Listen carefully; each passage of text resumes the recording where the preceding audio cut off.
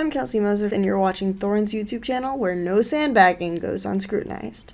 Right, this is going to be another episode of my talk show, Thorin's Rotations. Obviously, didn't want to waste my time doing an episode until TS had been eliminated because, I mean, it's just the natural time to do it, isn't it? Before and after the group stages, that's how tournaments work. So, no, there's the obvious joke that we had to get in at the beginning. No, the thing with this one is, obviously, co-host for this one is amazing, which actually we're not talking about TSM, by the way. We're only tangentially. It's going to be more about the NA region. Obviously, coach for Misfits. Our guest is going to be Malaclpse, who you might have seen on some past episodes. We did the episode that was like partway through the LCS playoffs with Crumbs, and he is a coach with the Mortals. Now, here's the interesting thing. I'll put all my cards on the table. One thing that is brilliant about being someone who, in a very short amount of turnaround, can make a talk show and, you know, create a platform where people can have discussions is sometimes that means you can sort of be lazy and you just see other people having a great conversation and you go like, hey, would you like to have that on my platform where I make money? And then they're like, yeah, sure. And you're like, awesome. It's great when we all work together. But what's even better than that amazing is normally I do that in general. Like, you know, like there was the topic that you had about jungling, like, is it going to be farming, jungling or ganking? But it's even better than that because Malaclypse literally basically made me a topic list for the whole episode as well. Like he already posted it on Twitter. So brilliant. But the thing is, though, you should get your head right now. I know that is ridiculous, isn't it? So he's actually just done like 90% of the work for us. But no, the point I was going to get to though is that's one thing that actually I do think sucks. I mean, I know this is in your wheelhouse, amazing. There's so many like brilliant conversations that people want to have in the community that, like, in theory, the first tweets could be the start of that conversation. But because of the way Twitter works, it's always the fucking end, mate. Like, people just make their points on Twitter. Don't remind me again. They just are. No, it happens with everything, though. People make, like, they always just argue in the first couple of tweets, and you never have the interesting discussion. Like, that's one of the reasons why, like, as soon as you posted that topic list, jokes aside, Malaclypse, I was like, this should just be a show. Like, that list's pretty good. It's quite comprehensive. But that needs a lot of unpacking, obviously. You know, someone can't see the tweet and understand it, right? Yeah, it's unpacking it and it's tying it all together, and it's not just addressing all these singular issues. It's understanding how all these issues interrelate into each other and how it's causing the entire issue. Because it's all of these things combined and how they're relating to each other that's causing the issue. Yes. It's not just the ping. It's not just the players. It's not just the owners. It's not just the managers. It's a lot of shit. Yeah. And Twitter particularly is not the place to have this discussion because it's so there's so many different pieces and everyone has their different points of view, and everything that I listed there isn't just like my point of view. It's I've been hammering on this issue for years myself. I've been thinking about this issue for years myself. Every year, like clockwork, you can literally set a fucking calendar to this shit that people after Worlds always go into what's going on with NA. Yes. And then people try to get the in-house server started up and all this bullshit, but we never address the entire issue. Yeah. And it's starting to cause actual dangerous issues, I feel, and this needs to come to pass now. Like, we need to have these deep conversations now. So the whole reason I put that list together was I was going to make a video, so this is just very convenient. Sure.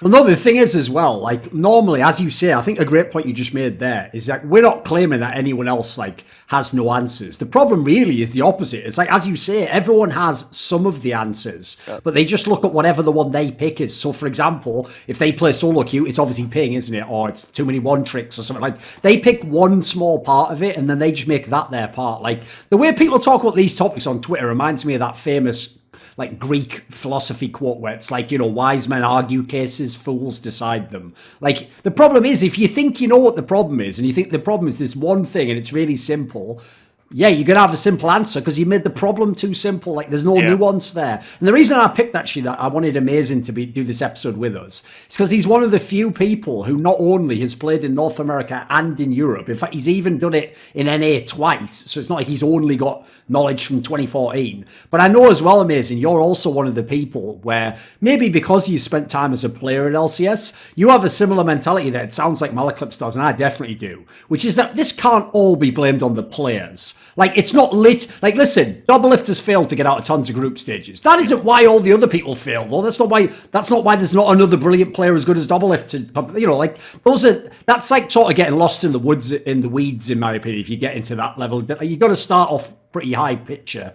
So, what would you say to that, Amazing? Because I know, like, that's like a very simplistic angle, which is as soon as Worlds ends, everyone just flames basically the players that didn't succeed. And I mean, sometimes they never even go to points beyond that. It's just you flame the players who didn't make playoffs, right? That's it. Yeah, I mean, the issue runs way deeper than that. I think the players are kind of almost like, to me, the superficial, like, I mean, it's kind of like the symptom. They're the symptom, not really the issue, I would suppose. Yes. So the actual disease is running way deeper. And I mean, there's so many issues, obviously, starting with the hiring process. To me, it's like, that's where it all starts. At least, like, the whole hiring process in A is just faulty. And what I mean by that is that I think the GMs over there, and I'm not saying this was the case for one of these because my hire was obviously brilliant, to say the least. But no, I'm saying this for other teams where it seems like there's no structure with what they're doing. They don't really understand what kind of like structure they have to put in place in order to enable certain players. They simply just like throw shit at a fan to a certain extent and hope that like that roster that exists at the end of it like somehow sticks. And they don't really think about the whole structure behind it. They don't think about like the commodities they have to put in place around the players in order to make them succeed. So that's like the players, you know, obviously they're playing the same in basketball. It's probably the same in football.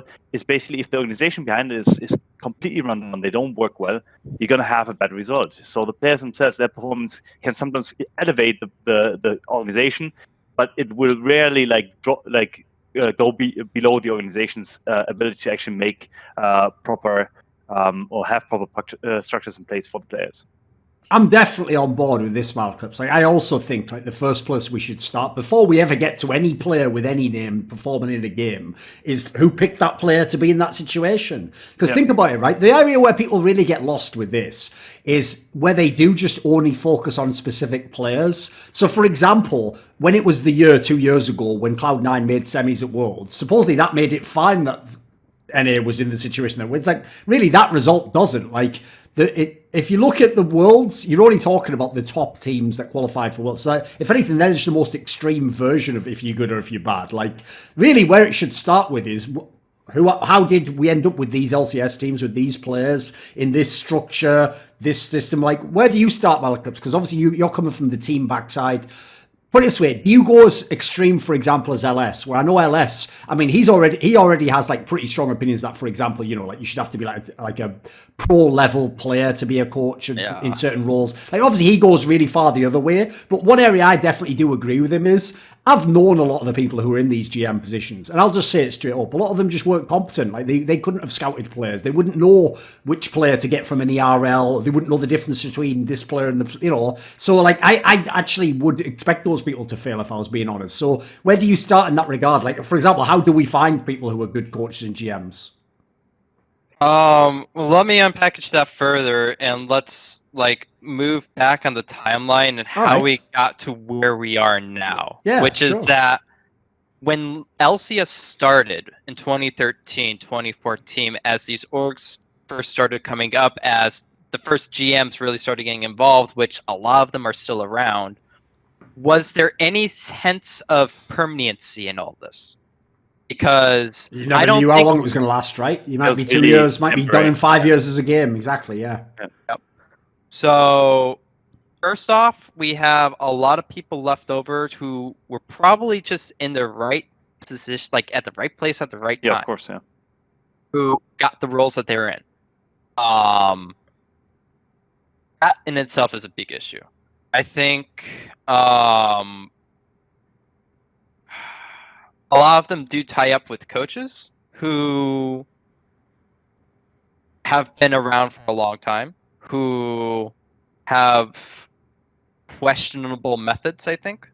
Put it this way, I saw a tweet that you retweeted from LS, which it sounds like is the topic you're leading to here, is one of the other problems we have is it's not just that we need to get good coaches now, it's that currently the people we would consider good coaches are the ones with the experience, but actually because it's so new as an area, just having experience doesn't mean you're good. Like, as much as it's harsh, just even if you won the championship as an LCS coach, it doesn't actually mean you're a really good person in position to get these players now in 2020.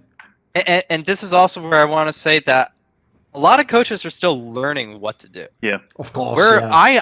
I'm learning so much every year of what to do. And to address some of the things that LS talks about, I think he's on the page when it comes to the strategic-minded people and your analysts. But there is, and there's a reason why he does specify this being a strategic coach thing, because there are other coaching skills that he's not addressing at all that are vitally important and vitally missing. Right. So- I think when I think of staff infrastructure, there's really three main pillars that you need. You need leadership, you need the ability to teach, and you need strategic knowledge. Yeah. I think right now we're getting to this stage where there are coaches with good strategic knowledge, there are coaches with good leadership, there are coaches that know how to teach, but no one's going to be able to do all three. Yes. And there's a lot that don't do any of the three. Or as you said, don't even know it exists. Like maybe I would say, for example, even though I don't think some of them are that good at it, there's some that only know the strategic side. They're just nerds who know every matchup and what the X's and O's are. But as you say, it's even worse. They just don't even know the other side exists. Like they expect leadership to come from players or ownership or I agree with you. Like that's another area that is unfair, by the way. Is there shouldn't be an expectation that one guy can do all those jobs even necessarily. Because as we're saying, no one's been training for that. We haven't been selecting for that. We haven't even been looking for that generally. We're just trying to find people who could do pick ban, essentially. That's where it started as a role. I mean, sorry, go ahead. I think that the whole thing about leadership and I think accountability is kind of the thing. I would add accountability to the leadership part, where I think a lot of coaches don't feel are not held accountable for the performance of the players. They're not being held accountable for the project because they're basically side hires. They're not like main hires in the way that they lead the project. They're legitimately just like on the sidelines watching the players perform, and the players basically dictate what's happening. So to a certain extent, like what I feel is like, I'm actually like, I guess that's the overarching point now I think about it, actually is the accountability within the NA scene. I think like within the GMs, within the coaches, within the ownership. So it feels like everyone is just pushing away the entire like structure, and they're like, okay, like whatever, we hire players, they're gonna do whatever, and if they win, then it's good, you know, we look good. If they lose, it's on them, you know, or whatever it is. So it seems like that the accountability part is like this, that no one from the top down is like, okay, we're at fault, we have to change something, and then like no one, even the hires afterwards, like the coaches and GMs are not even voicing the same thing. So no one feels accountable, and no one is being held accountable at all. You know, besides maybe in a few orgs where we have TSM, for example, where I do think that Reggie in the beginning really held himself accountable for everything that happened. Yeah, I think this is actually pretty much the biggest issue in NA is the people at the top are not holding themselves responsible for everything that's happening beneath them. Yep. And they pass the buck on. I mean, we're talking about coaches, but the fact is coaches are probably in the most vulnerable position. Yes. And what happens, and I've decoded this myself, just having been on the periphery of esports and then entering it full time, you know, over the years. There's a lot of politics at play that's the result of this, because coaches have zero job security, and that starts causing some odd bedfellow relationships. That's causing some weird issues in NA. I mean, you have all the cliques and the teams and stuff, and you never know. Like if one guy's unkickable, suddenly he becomes like a tyrant, whether knowingly or unknowingly. Yeah, of course, there's a lot of things that. But it's weird. I think people would be shocked if they knew the behind the scenes, like relationships and some teams, and how certain players just can't be, you know, questioned or told what to do. And yeah, that is tough. But the problem is, from the outside, it looks like the coach has all the power, doesn't it? Yeah, it does look like that. What we should unravel is kind of like, I guess, like multiple pillars, as you put it. Like, but I think the first pillar is obviously GMs or organizations in general. You know, that's like the first pillar of like why the NA scene is struggling. And the second pillar will probably be the solo queue, then right issues, whatever it is. So first one, like for me, it's like I think due to obviously the VC coming in, like the venture capital, the stakes ever since 2016 have kind of been unclear for a lot of teams. So it seems like for a lot of teams, the way that it's structured, it's more like an investment for the future or something that they're trying to get a payoff later on when it comes down to it. So the thought process is not really in the immediate future, nor is it within the next 2 years. It's rather like a 5-year, 10-year program where I think at some point they're going to get revenue out of it. Yes. So I think that's where, like, I mean, the first issue arises where like a lot of, I can name the teams too when I think about it. Like, I don't think that CLG really like built themselves for the near future, and nor did they build themselves for the next 2 years. At least that's what I felt. Then I had insane issues with, at least from the outside point of view, what I saw it, with how honestly TSM and IMT recently have structured the rosters. You know, it's like, sure, it's kind of just weird. I mean, I'm not trying to criticize your hire, but it's like whatever. I wasn't. From the outside. Yeah, if point of people view, don't know, by the way, I'll just say this as a disclaimer now, right? Basically, the real detail about the Immortals move that people don't understand, that needs to be understood, is this. Remember, Immortals technically was Optic like what, fucking year or so ago, and they had that weird scenario where Optic like was bought by the Immortals Gaming Club, and then they transferred it. So as a result, if people don't know, certain things were holdovers from that period that couldn't be changed this year. And so like that's why actually, even though, listen, for example, if you don't like the draft that Zabatine did this year, you can flame him for that if you want, but he didn't pick like every player, and like Malaclpse certainly didn't have like control of. So don't worry about flaming IMT in that sense. Like Malaclpse just did his job. I was the last hire. I got my contract the last of anyone in the org. Nice. I didn't have any of the input on the player. I commented on ESPN getting the beats on the roster before Ica was announced, so I knew it was Soasic, Smithy, Altec, and Hakuho, and instantly I'm like, okay, it's not a bad roster.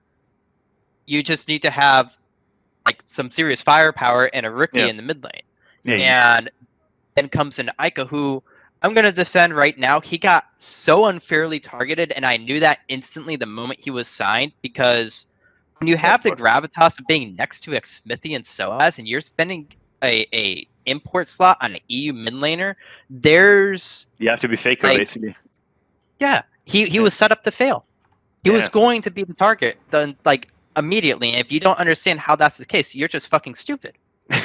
You know, you're just stupid. No, I mean, like, I can agree with that. Like, it was a weird position to put him in, you know, like, and then I mean, just to get to the overall perspective again, like if I think about it, like the whole, I mean, organizations are putting themselves up for success within the near future, or even like having remote programs that can kind of like have resemblance of structure for the next near future. So there are obviously two propositions you can make, right? You want to win now, you hire the best possible people. You want to win in 2 years, you want to develop talent, you do that. So what I feel like with a lot of NA teams is actually there's kind of a mixture between the two. So it's always like, oh, I kind of want to develop talent, but also want to win now. So neither of the two things is really like struck into place. So none of the structures actually resemble like either scenario. So both are kind of like a mixture of everything, and you're unclear of what's happening. And I think that when I see the teams from the outside, none of the teams actually feel sure about their identity, besides like maybe the likes of C9. I think more of these to a certain extent. TSM has kind of like gone back to it again, but honestly, I still don't quite know. And for what was the other winning team? Like I think TL has it kind of in place where they're like, I want to have Core J, I want to have this guy. This is like how I want to structure the org. I want to win now every single year. That's what it is. But with a lot of the other teams from the outside perspective, I can't quite tell what they're doing. And if I can't quite tell what they're doing from the outside perspective, and I've been in the scene for a long time, then I don't know if the people that are assigned to that project know what they're doing to the very core of it. So I think that's like the first very issue. Define what you actually want to do for the near future. If you want to develop talent or you want to like win now. Once you have that down, then the next structures begin to unfold, and then the GM hires, coaching hires will make a lot more sense. And I think that's like the first step.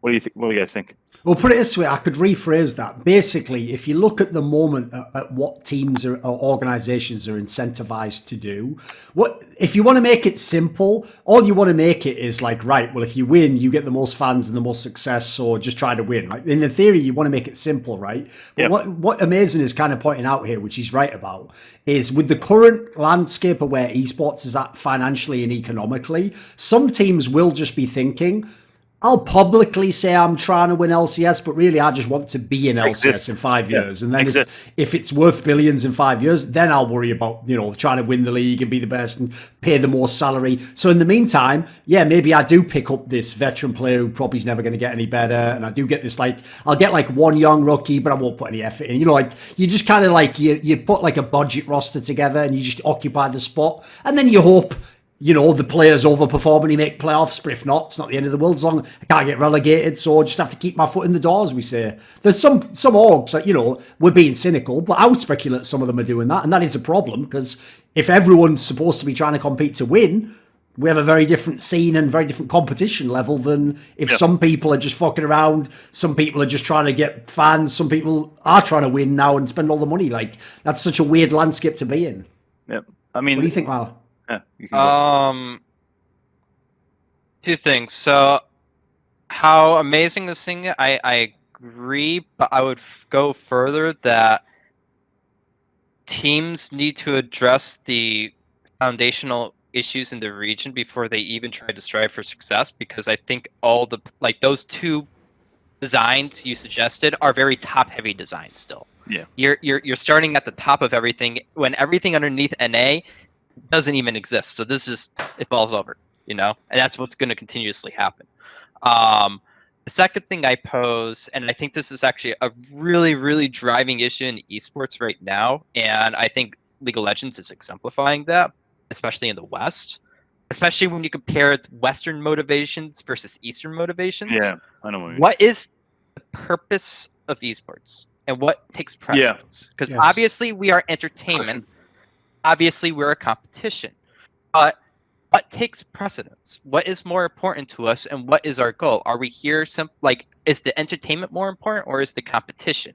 And right now, I feel like it's very entertainment heavy in the West, and it's not even 60-40. And the problem with that, but there's multiple problems with that from a competitive standpoint. A few of the issues with that, okay? Number one, when you're enticing all your talent, all your young men and hopefully future women coming into the scene who want to compete, and you're selling them this pipe dream that doesn't actually exist and it's not actually your intention, you're going to have a lot of issues down the line of the consequences of that action. I agree. Number two, on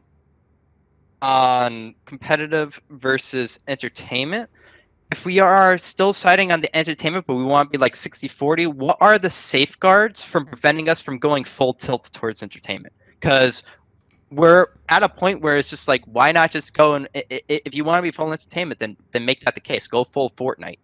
You know?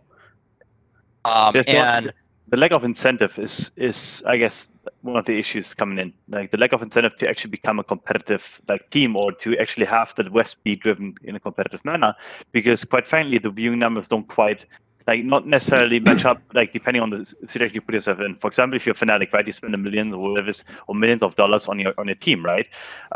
You're obviously gonna win, and that is gonna drive the fan base even further. You know, so in that case, it's really settled. But for other teams, maybe for some like Dignitas, you know, they spend millions and they're not really shifting to either direction. They're suddenly stuck in a position where they're not quite sure what they're doing. They're not quite sure what to do, and they're they're in that flux that you're talking about, where it's like, are we entertaining? Are we competing? And they're doing relatively neither at the end of it.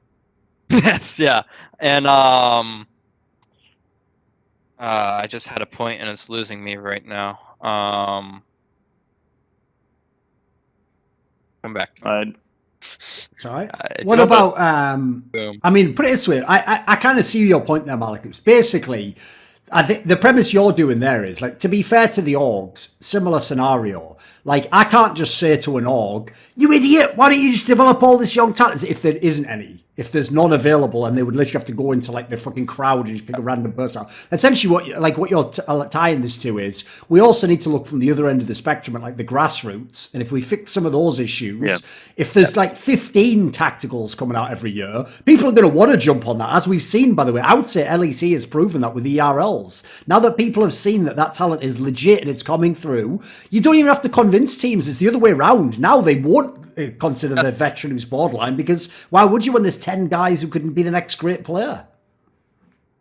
And this goes to the point that I had lost before. So we have no amateur scene in NA, or where it's finally starting to revive a little bit over the past 2 years, and we've had collegiate, but there's only a few teams that are really doing much work in collegiate, and they're doing good work, by the way.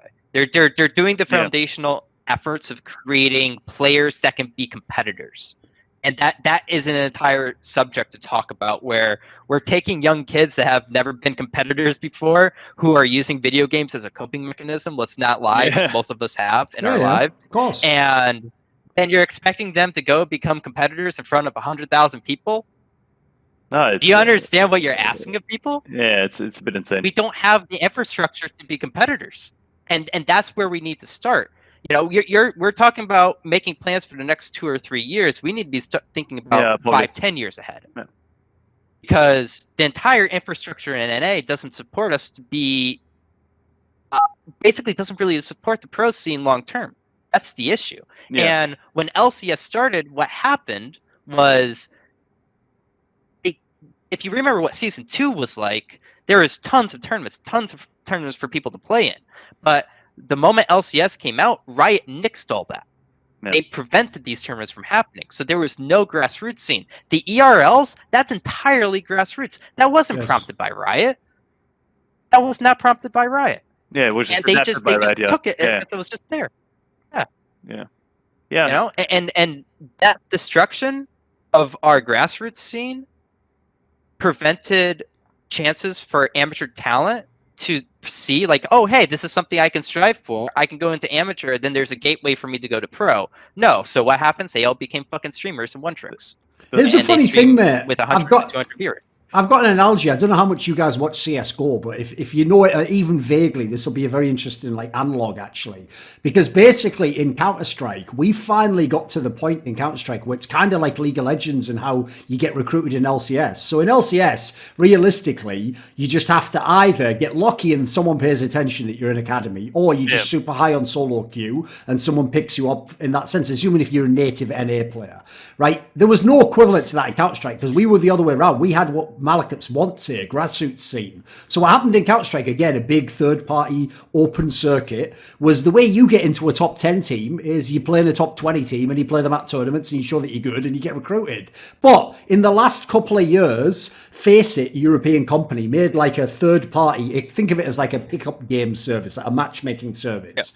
Yeah. And in doing so, they made a special version of that for pros, because obviously pros don't want to play random games like solo queue, like everyone hates that. So they made one at the top level for pros that you had to be invited to, but it meant that when you played pickup games, it was the other pro players. And so what happened was you got some talents who came along just through that. Like they never played at a pro level, but they just showed like they've got insane skills. And then, you know, some guy who plays them like tells his team, like, let's give this guy a try.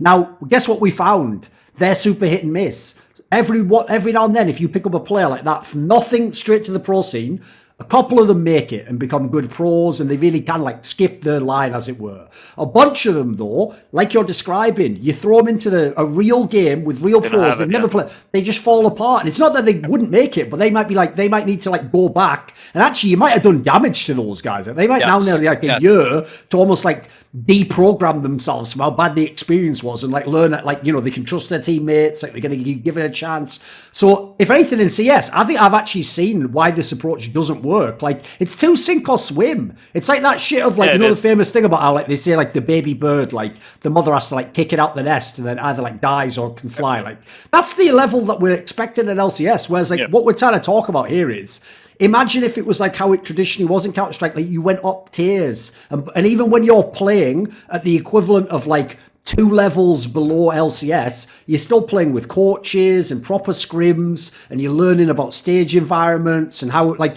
the idea is before you ever get in that LCS team, you should have the basics of that stuff down, right? Otherwise, you are setting someone up to fail. It's so unlikely they're going to succeed. That's the entire problem that's happening right now with talent development in general in North America. You're just picking up kids that don't have competitive instincts or a lifestyle around them, and you're just thrusting them in, and you're expecting them to succeed. And you're stupid if you do this. And you're also showing that you're not educating yourself on what traditional sports did before us and how traditional sports came to be. And this is like my biggest driving issue with how talent development is going overall in the West, that we're ignoring fundamental skills that need to be built up. Yeah.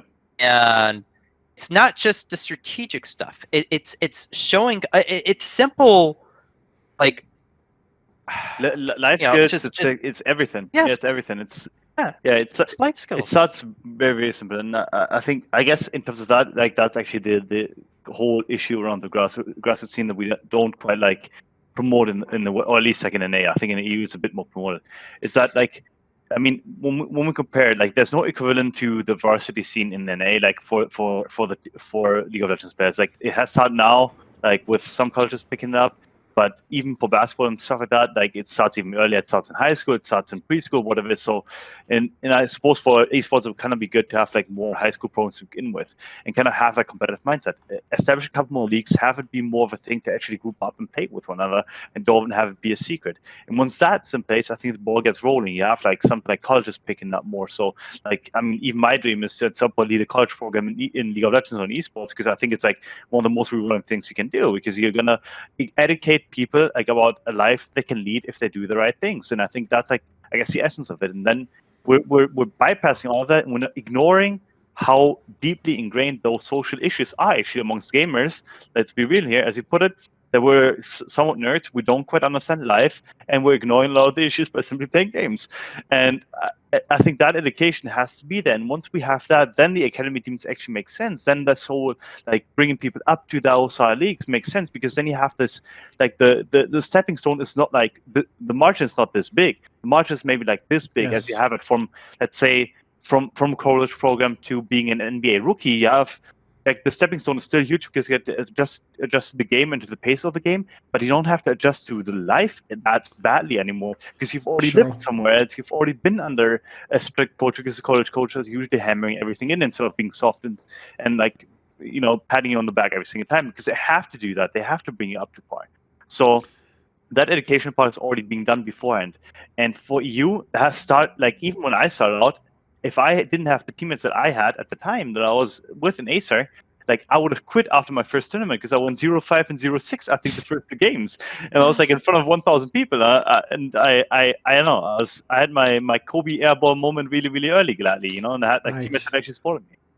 You know, the dramatic difference I've noticed between the players that I know played sports when they were younger versus the ones who are not is dramatic. Yeah.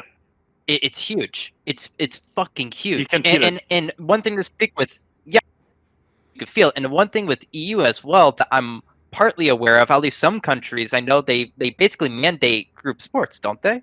Don't some Norwegian countries, for example, do? If you do PE, you'll always be playing like soccer or rugby. Yeah, you always have to play something physical. Yeah, and it's really common for kids to just go up with soccer anyway. Yes. Put it this way, there's way less of the whole like nerd jock divide in Europe in that sense. As in like that's one area I even feel like Americans are missing, by the way, Malaclypse, is like, because oftentimes the classic move in esports is like, well, what do sports do? Well, that wouldn't even work, because the guy in sports who goes through the system that we're describing doesn't even exist for esports. He also is like someone who wants to play physical sports. Like, he already got benched when he was 8 years old. Then when he was 11 years old, some teammate had a fight with him. Then when he was 13-year-old, he had to have an argument about his role. Like, we're talking about shy nerds generally. They don't even have, like, there's a reason people say those kinds of sports are like character building is the term they always use. Because they like test these aspects of your personality, whereas realistically in esports, you only get that once you're already in TSM or you're in fucking some big name team. You know, it's like you have no ramp up. You're just there. Yeah. I mean, either have the toughness at that point, or you don't. And if you don't have it, then you have the likes of, for example, Thorin in season 5 was kind of like maybe one of those cases where like he was put into a situation that was unfavorable to him because he wasn't quite ready for maybe, let's say, the Reggie kind of treatment to a certain extent. So like that happens like a lot of the times where we have those players come in. They are being put, and that's the street ball equivalent, is it basically, for solo queue. Solo queue is basically street balling. That's how I see it. So and then you suddenly go from a street ball environment to a organized environment where you have to be part of a team and have to adhere to certain standards that they hold for you. And if you don't have that toughness in you that you have developed throughout your years, you're not going to be able to swim. You're not going to be able to make that happen. And if enough people are unable to swim, well, at some point, then you have something like the NA scene, I suppose, where like no one is able to swim and everyone is just kind of like, you know, like on the sidelines, kind of like dipping their feet in the water once in a while, but not really committing to the cause, which is making the scene better and trying to make a competitive environment, because that mental toughness is just not there. They don't have that incentive. They don't have that the need either, like the incentive, no need. And I think the need kind of like, the incentive is harder to create, I think, than the need. What I mean by that is that, like, what it used to be back in the days, and I guess that's kind of distancing the players from back in the days to players now, and I think that's where, like, the issues become more and more apparent, is that back in the days, you had to be good in order to stay in the scene. You had to be fucking good to make money. If you didn't play well, then you lost the tournament, suddenly you lost out in your 5 euros on your 1k euros, whatever it is, or dollars. You didn't have that money coming in because the organizations didn't pay you a shit ton. So now that whole thing has become apparent, where like a lot of people opt into this non-swimming mentality where because it's just more comfortable, it's easier, and they don't have to face any kind of adversity because they're not used to it anyway, so they can't handle it anyway. So they're put in a place where like they're promoted to not swim, and they're unable to swim anyway. So they're never learning it. By the way, Malaclypse, do you actually have any like proposals for how this grassroots scene would be built up? Because I'll give you an example. I was one of the people publicly who thought like scouting grounds was a waste of time, because I thought like if these guys are actually good, everyone must know them from solo queue, and therefore like is them playing a fucking essentially a show match? Is that really going to be good? But I can't lie. If I look back now, Malaclypse, if I'd have known that 2017 one with like Spicker and Blabber and Vulcan, if I'd have known who they were going to become, maybe I would have watched. Like maybe if I'd have known they actually could be pros one day, it would have been interesting to watch, like the equivalent of a draft or something like. But at the moment, there isn't really any like, people don't feel any impetus to even look in on the not players who haven't made it yet. So do you have any like ideas as to how you could put in place a structure to start building this grassroots scene up to produce these talents? Well, first to address scouting grounds, what that and your presumption that this talent must have been looked at, this presumes that orgs were hiring people that can scout, and they're not. Riot is running scouting grounds because they're basically subsidizing the service for orgs, because the orgs are claiming that they can't do it. They don't know how to do it. They don't think they can do it. Yeah. Which is how to bring it about. It's probably going to start through youth programs, through high school and college. Has to be. It can't, and through a resurgence of a proper amateur scene. Those are pretty much the key points I think that we need to address and move forward with. As well as making it apparent on the skill sets that we really want out of players. That I forget who told me this, but when you have like kids in soccer and their development, how they go through, like what kind of coaches they go through, when they're going in youth, they're dealing with technical skills and technical coaches teaching them how to do the physical stuff. As they move up towards a middling level, it's maybe the tactical and the strategic stuff on the field that you do in formations of that. And then once you're at the pro level's not, people teaching you this stuff. This is just them managing you basically. Yes. And we're basically putting people into the pro scene and expecting there to be staff that can do all these things at the same time, and you can't do it. You cannot do that. So if we want a long-term scene, and this is not just for League of Legends, this is more of a blueprint for esports as a whole, since League is the first game at this stage. We need to think long-term, 5-10 years ahead of time, and how do we get there? So let's look at what we want to be and then move back in different stages, and that's where we need to start. And this goes back to the driving point, which was any of this perceived to be permanent when it first came about, which it's not.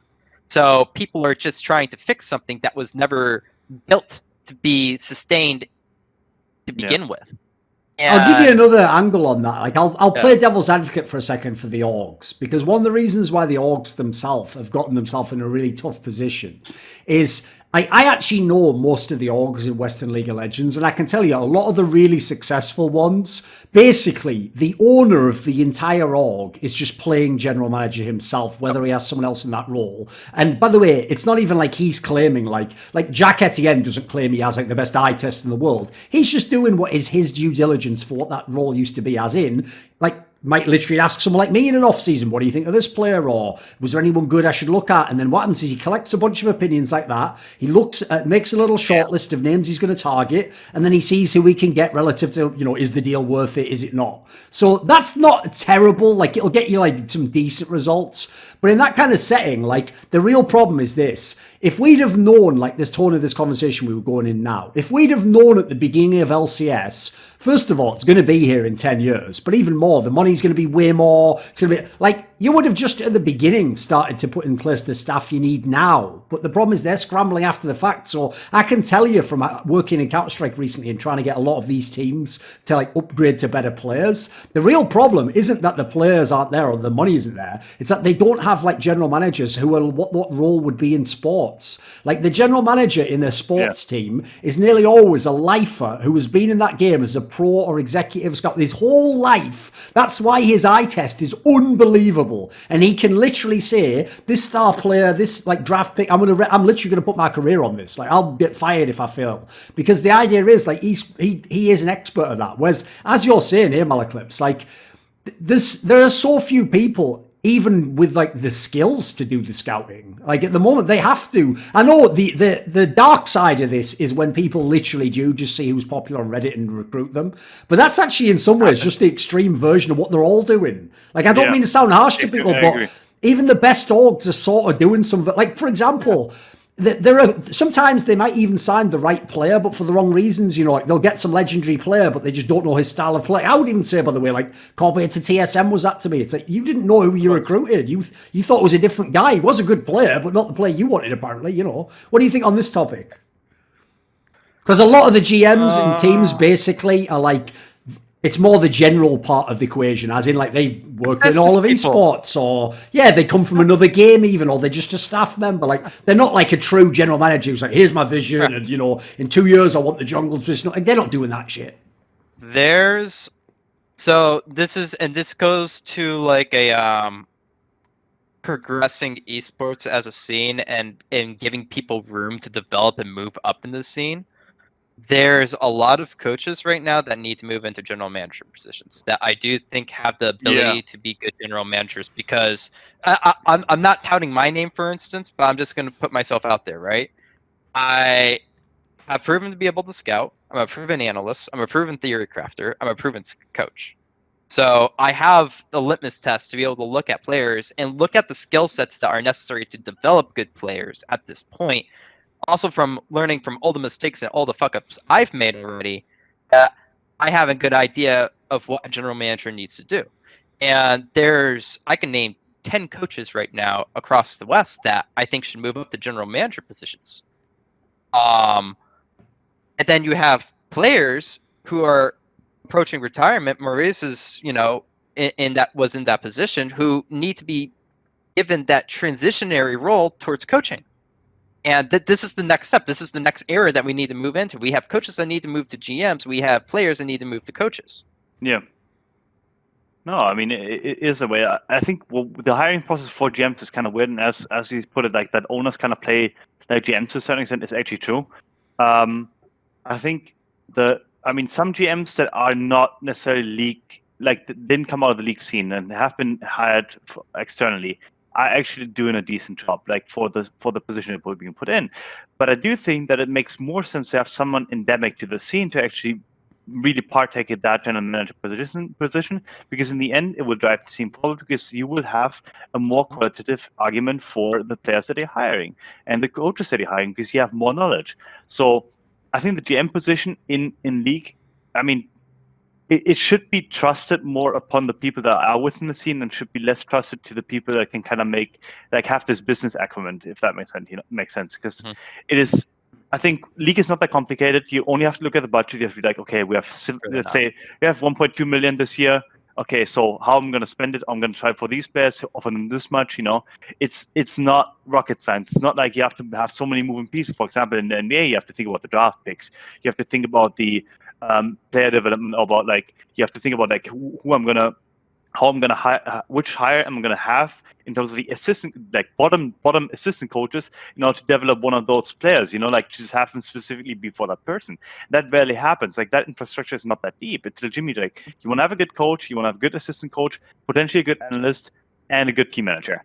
And that's usually the circumference, like of how far it actually balloons, like for a staff. You know, sometimes you have position coaches, so that you may actually have like 11 people that you hired in the end. or 10 people they had. In traditional sports, that may actually be 20 to 30 to 40 people that they hired.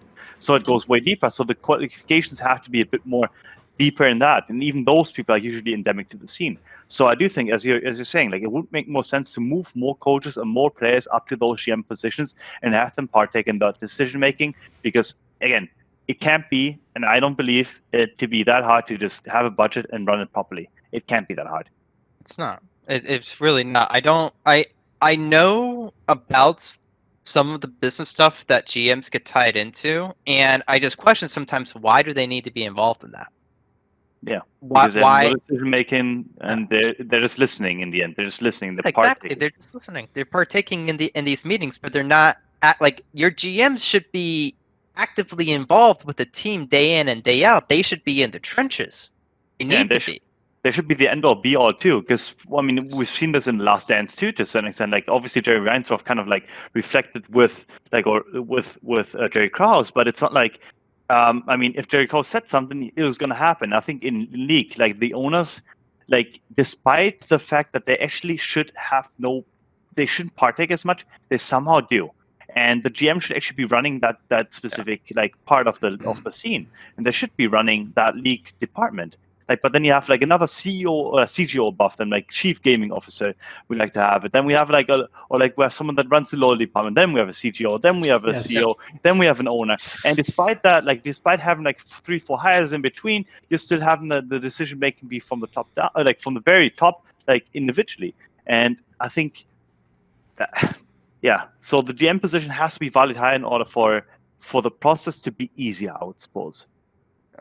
Like you're mentioning, and I'll toss the shot out there. There's some owners or people in executive positions in some orgs that I just feel like are just living vivacious dreams through being able to manage a pro video game team. I do get that sense. It's a Chinese concept, no? Is it?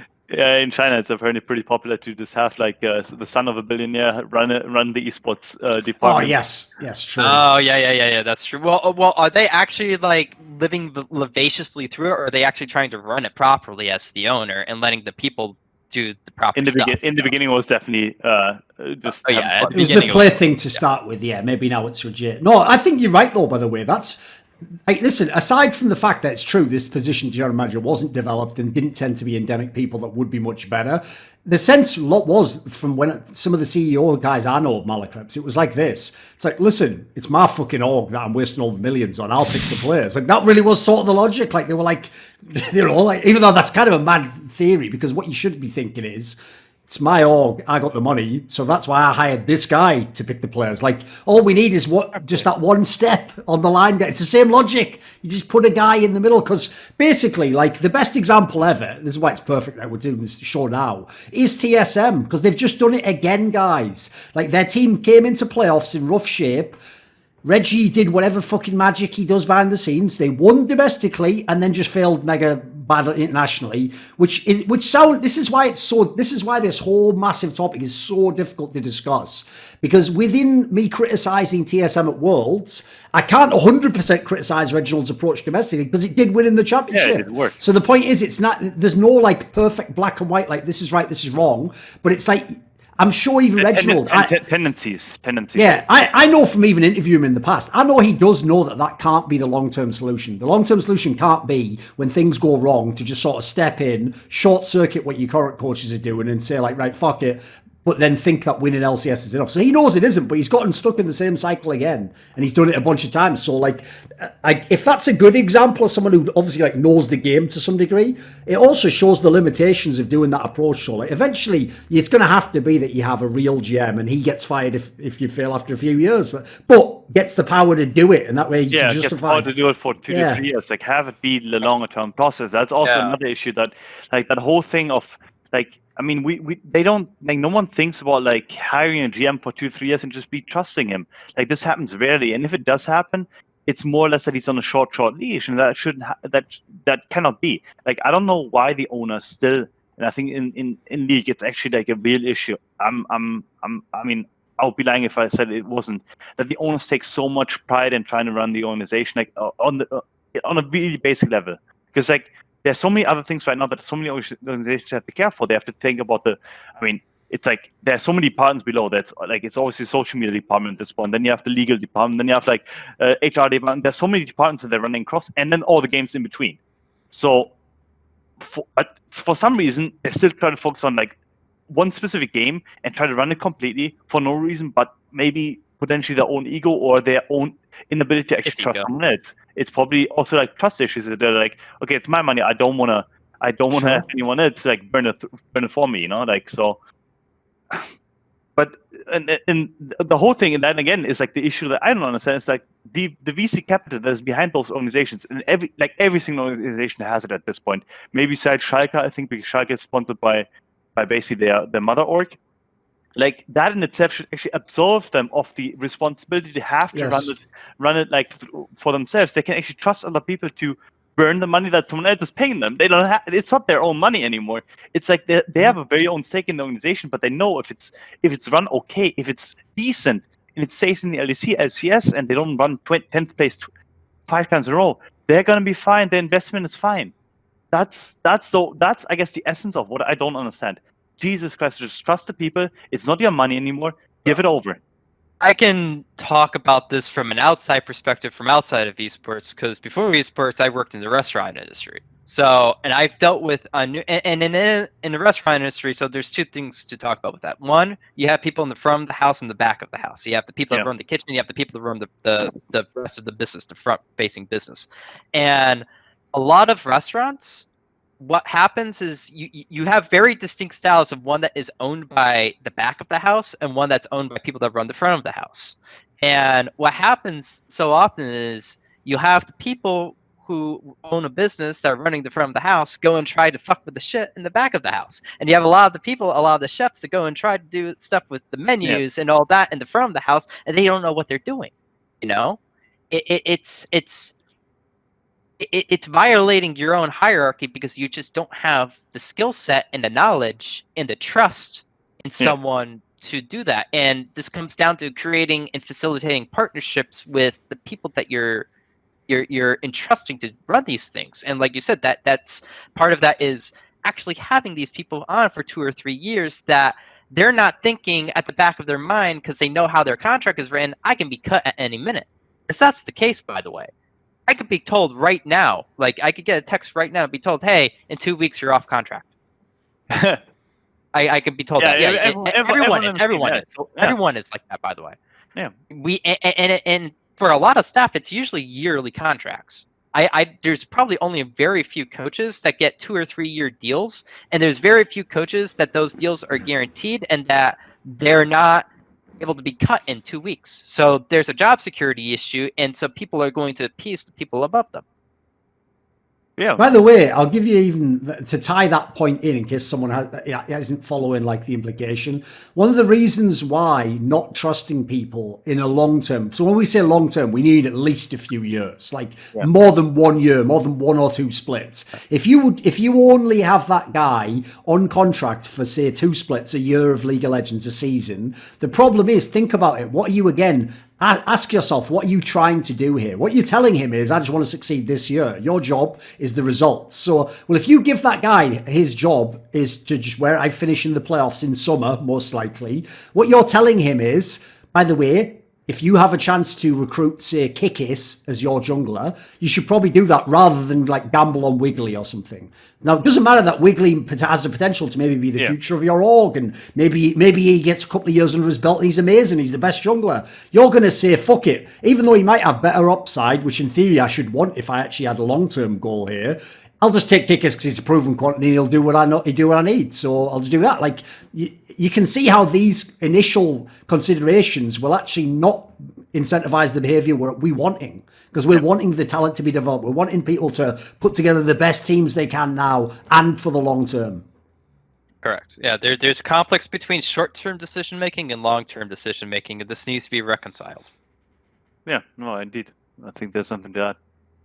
Right, a lot of the other topics we had, there's a lot of them are like all over the place. So we'll just see where we go with some of these. So one of them that I thought is quite an interesting one is you just said community issues. Now that's super vague, Malaclpse, but there's obviously a million areas you can go into there, like pressure from fans, people wigging out over best of, like, here's what's funny. Everything that they change always has a good and a bad. So for example, as much as people were like, wow, best of ones means viewership will be better and now people can watch, it also means now everyone's going to overreact to single games. Like there's always a downside that comes with everything, guys. Like, it just is. So what were you thinking of when you said community issues? Like, what ballpark are we in here on this, Malaclpse? How your average fan is educated and influenced by either casters or, now coming into this year, your co-streamers, people like LS, people like I Will Dominate. There's other ones. Sure.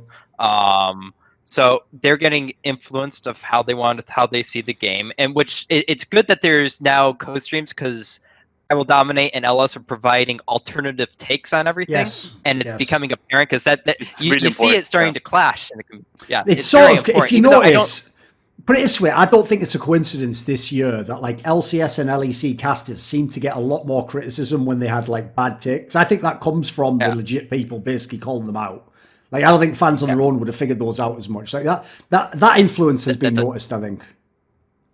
That's a big topic in itself with the casters, and we'll touch on that in a second. But the whole community issues, where that ties into, comes back to some of the ownership or GMs, where they're leading through Redditors to they're reading Reddit comments to sometimes make decisions.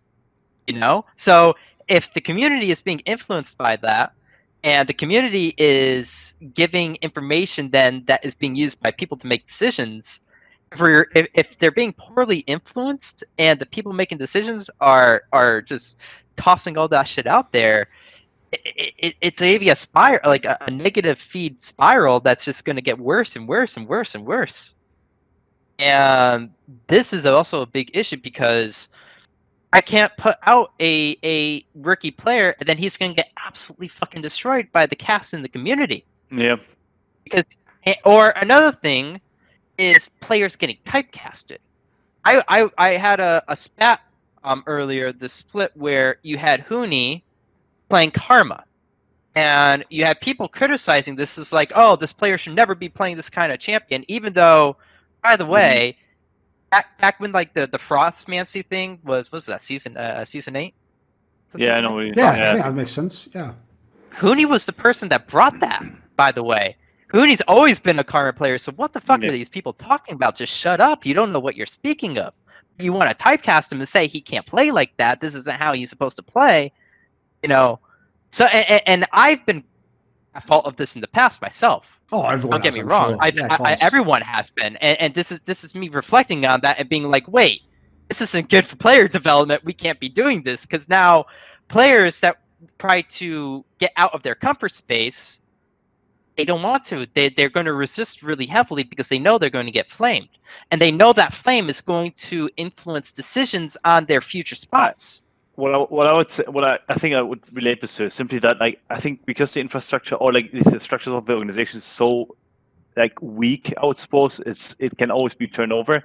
Is that the community has a great amount of influence and great amounts, and they actually like understand. It's not even just like, it's also because we don't quite understand the whole dynamic between entertainment and competition. Like, I think that's part in it, because like a lot of fans are fans of players because of the like entertainment value that they bring, and thus they become like more highly sought out after, because then again they're going to be more famous, and then the teams are going to have more money running through them. That's basically how it is. You get more money from the people that are entertaining. So that is already an issue, and then I think it kind of reveals more issues than it actually creates, I would suppose, the community. I think that's how I would see them. And especially recently, obviously the broadcast has kind of been under flag because of the fact that now co-streamers are there. I think having the right broadcast be in the position that it's in is actually inherently dangerous for players and the coaches alike. So, and I'm obviously working on the podcast once in a while, so I know this for myself too. I have to watch what I'm saying, because it's really dangerous, like the implications of what I'm saying. So if I think about it, let's say some of the games had like 1 million viewers across like whatever it is, like maybe I'm getting watched by, and people don't mute me for, maybe it's like 50K, 80K. It doesn't matter how many it is, but like let's go with that number. Let's say like 10K of them are active on Reddit. Like suddenly you have like a post about something that I said, like be reflected upon on Reddit. Like, I mean, by thousands of people, and suddenly have that mindset be driven like as a hive mind, like on Reddit, like continuously regurgitated, and suddenly this become like common thought process with a certain player just because I said something.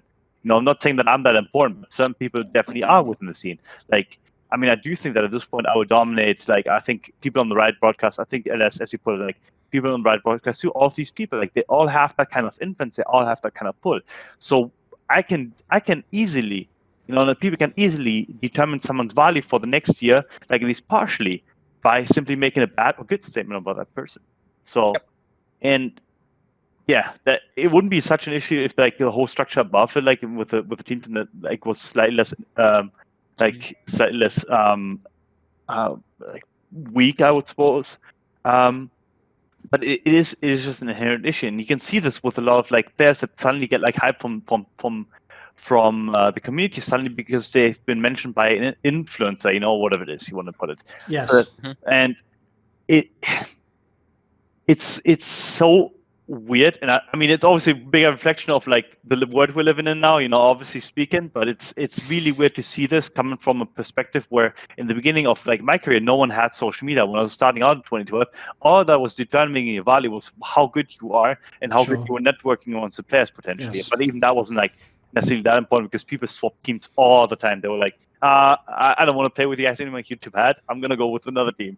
And that was basically the main concept. And then now it's like the moving pieces of it come into many, and the community is a driving force in that because it is like a reflection of what it's a trickle down effect. Whatever the top says, the kind of like the bottom kind of like regurgitates. So at some point you're gonna have like a like a lot of like self-fulfilling prophecies. Like if someone says like, hey, this guy's bad, like suddenly this guy will become bad because he's not given the opportunities anymore that he's deserving because the community suddenly determines him to be bad. So it's like, yeah. I mean, even for myself in the typecasting that you talked about, like the regurgitation of, for example, my career, which is like at the end, like was kind of bizarre to me, is that I can only play tanks.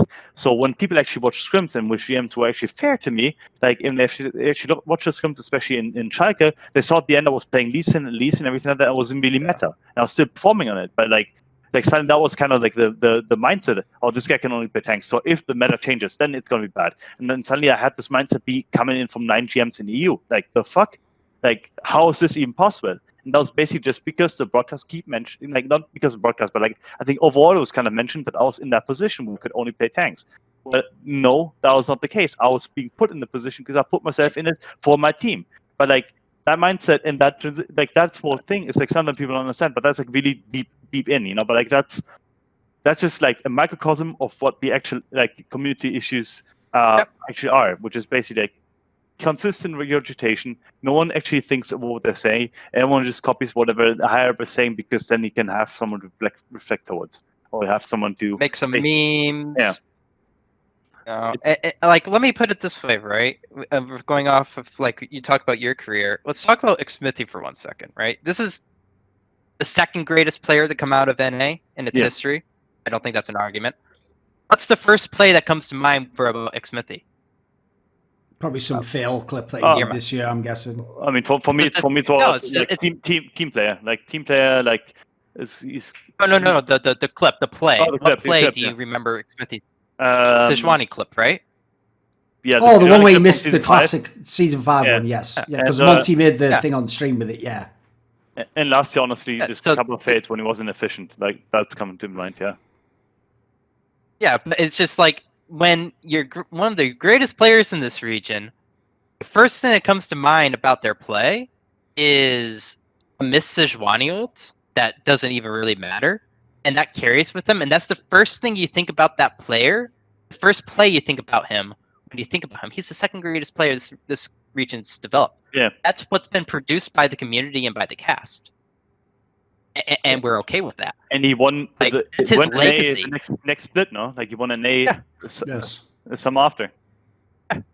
That's his legacy, though, and that's what he'll be remembered for partly. Like, and that's to me that's fucked up.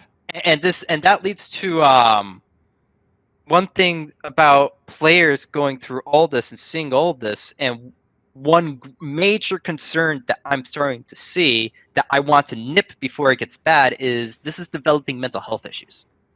Oh, of I mean, course. you can't nip it in the bud. Like, it's already been happening, so it's going to continue to do that. Like, there's no way around it because the fans are. Oh no, I will nip it in the butt. It has to be because when this you is going to see get it, yeah. dangerous. No, but you can't. Like, there's nothing you can do about it. Even if you raise awareness, like what I've tried to do in the past is like I try to make posts about it. But because like for me, what was the most hurtful is actually like what happened in 2017. Because like for me, it's like from that perspective as a player, like I got let go from Fnatic because I clashed with my coach, and then I was like not healthy. I was not in a good spot, like mentally, whatever.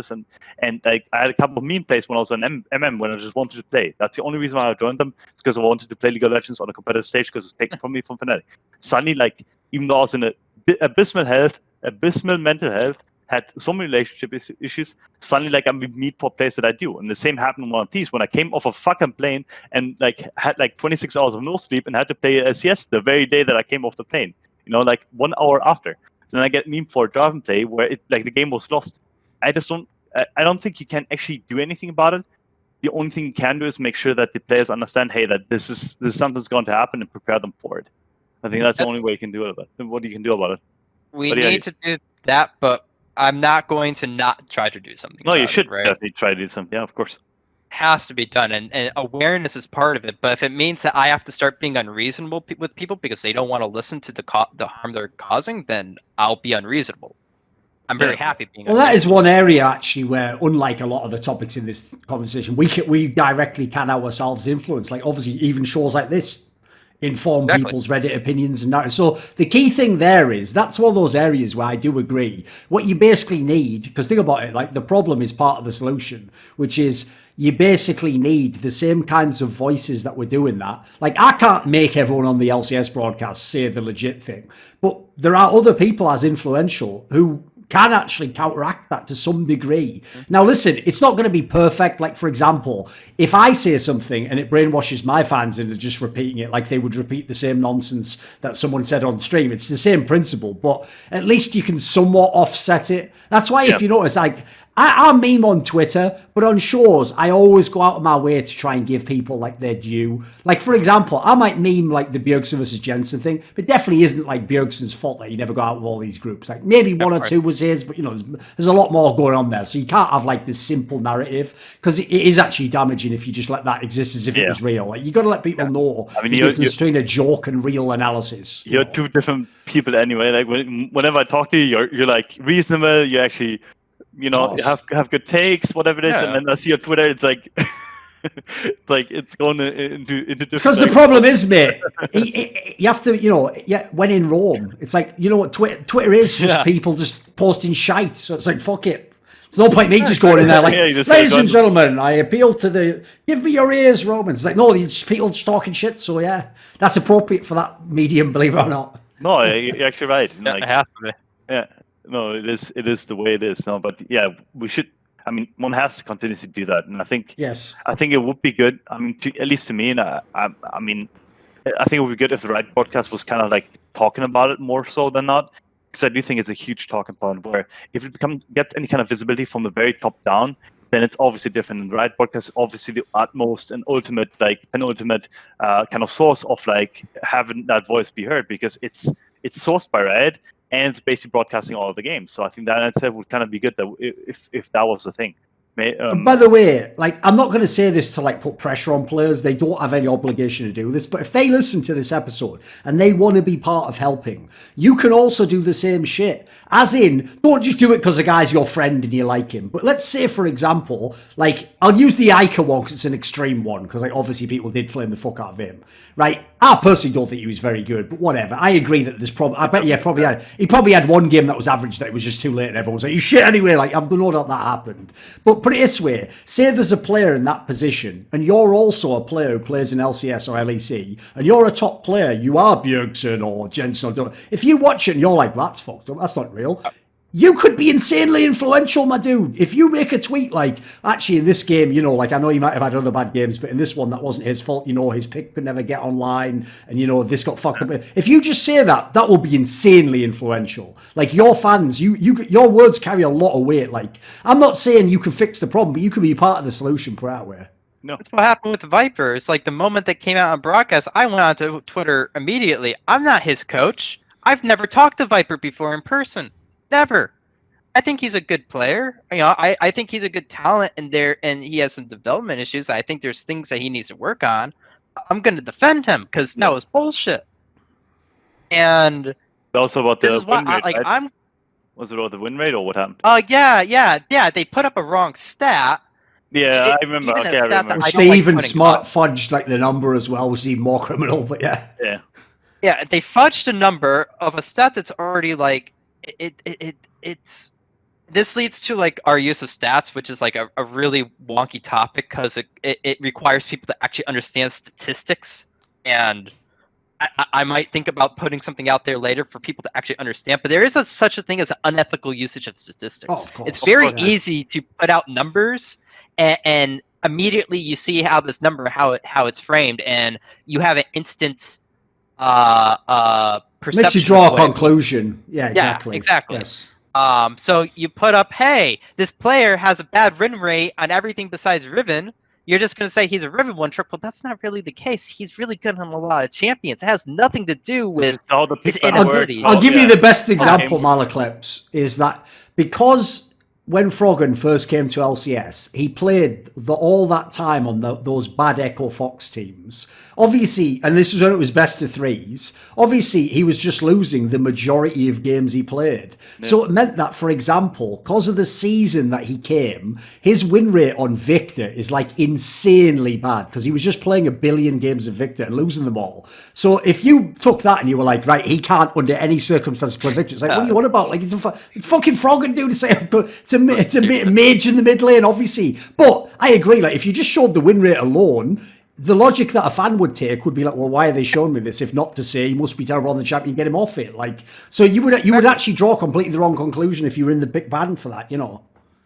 Yeah, I mean, you have to match it with the eye test. Like, it doesn't work any other way. And I agree, though, by the way, you've got to know if you're the broadcaster, that is what people are going to take for it when they see it. And they don't. And this is the thing, like, there's groups out there, there's worldwide organizations out there involved with statistics that talk about unethical usage of the statistics. That's unethical. What you're doing is unethical. They don't understand this because they don't care. I presume they just don't give a fuck. I mean, I do think, and that's they the care. attitude I'm going to have. I mean, from working with the broadcast, like, obviously I know that they care and they're kind of keen on making sure that every player is represented as well as possible. But it's like sometimes like the line that you have to tread, right? Like, do you want to be brutally honest and just say what you think, or do you actually like want to make sure that there's a positive way to spin it? And that's always a discussion you have to have.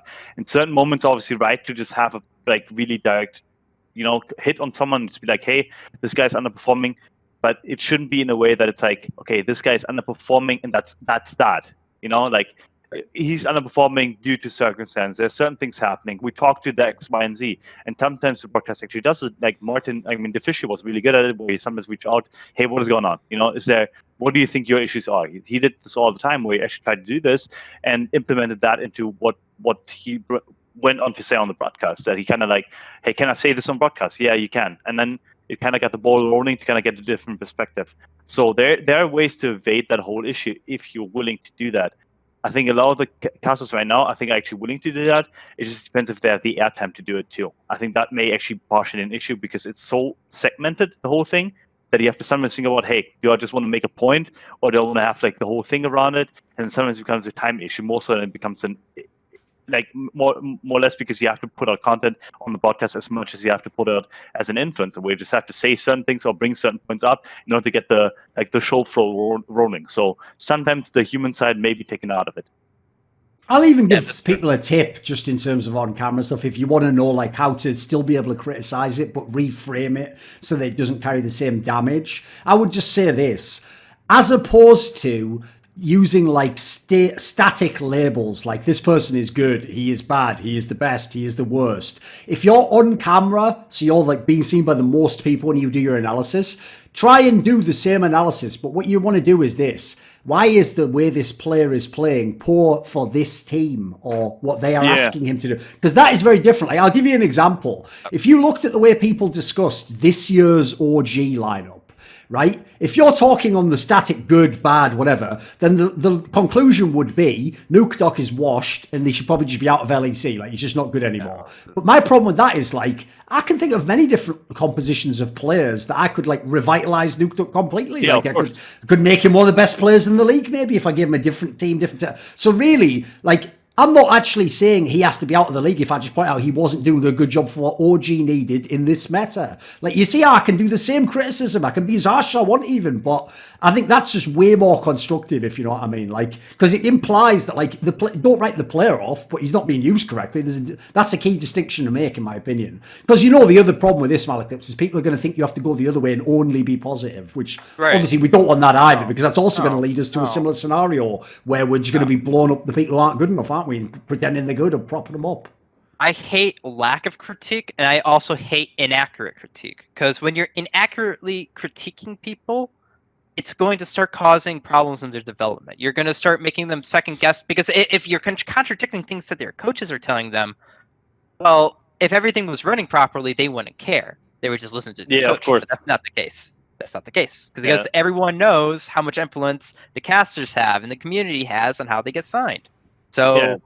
I mean, it has developed a lot over the last couple of years. It's actually been really weird to see from my perspective too. I mean, I guess I've also taken an outside perspective simply because I've been forced to, and I saw the ball rolling. But Jesus Christ, like due to the inability of certain obviously organizations, but it's also just like the players spend way more time on social media these days than ever. It's become more every single year. They care more about the image. They care more how they're representing themselves and how everyone looks at them. You know, like.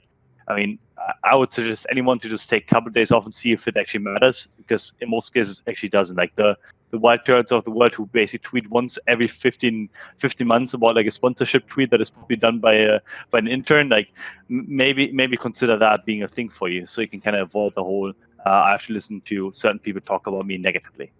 Yeah, by the way, I know no fan wants to hear this because they all want to think that their messages are going to reach their favourite players because, you know, maybe they are just a fan who wants to say nice job to Jensen or something. So no one wants to hear this. But I actually, if I was within an esports org, would put considerable time and effort into trying to persuade my players not to look at social media as much, especially around certain key timings, etc. Like, I know that was obviously something that classically back in the day they did in your TSM lineup amazing, but it's actually people have gone away from that heavily, and the assumption now is you should just be able to handle it. Well, I can tell you right now, that is one thing I will not tolerate, is this bullshit notion that because players make, compared to a random fan, a lot of money and are doing a dream job, it's this notion that you should have to put up with that. Nobody should, because I can tell you right now, nobody can handle it. And the reason I say that, right, is because people used to gaslight me about this for years, that I'm like just the most thin-skinned, but motherfucker, have you ever seen anyone rattle me in person on shows? Right. It's barely ever happened. Mate, Shaquille O'Neal told me on live American television he was going to punch my head in. I can handle that shit. But I tell you what, I always give this analogy. It's like if you were walking down the street and one person said, idiot, you'd go, who the fuck's that? Who cares? If every person from your perspective was like, idiot, moron, fuck, by the time you got to the end of the road, you'd lose your mind. Like, even the most sane person, it would just overwhelm them, you know, they wouldn't be. So the problem is, like, that's one area where I have a lot of sympathy for players. Like, I even tell players, if you've never noticed this, I've maintained this my whole career. Unless someone has actually opened the Pandora's box, that they tried to fuck with me directly on Twitter. If I flame a player on Twitter, I never tag their name.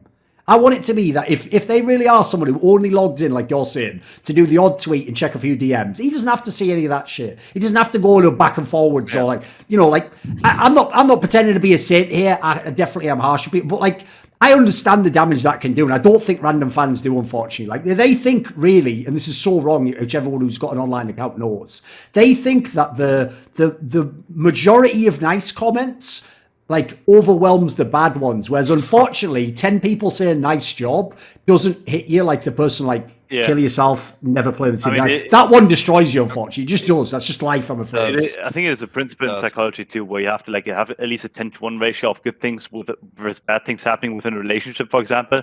But it's quite different when you think about social media, because it's like it's not always the same 10 people, like for example, the same people like doing the same nice things to you.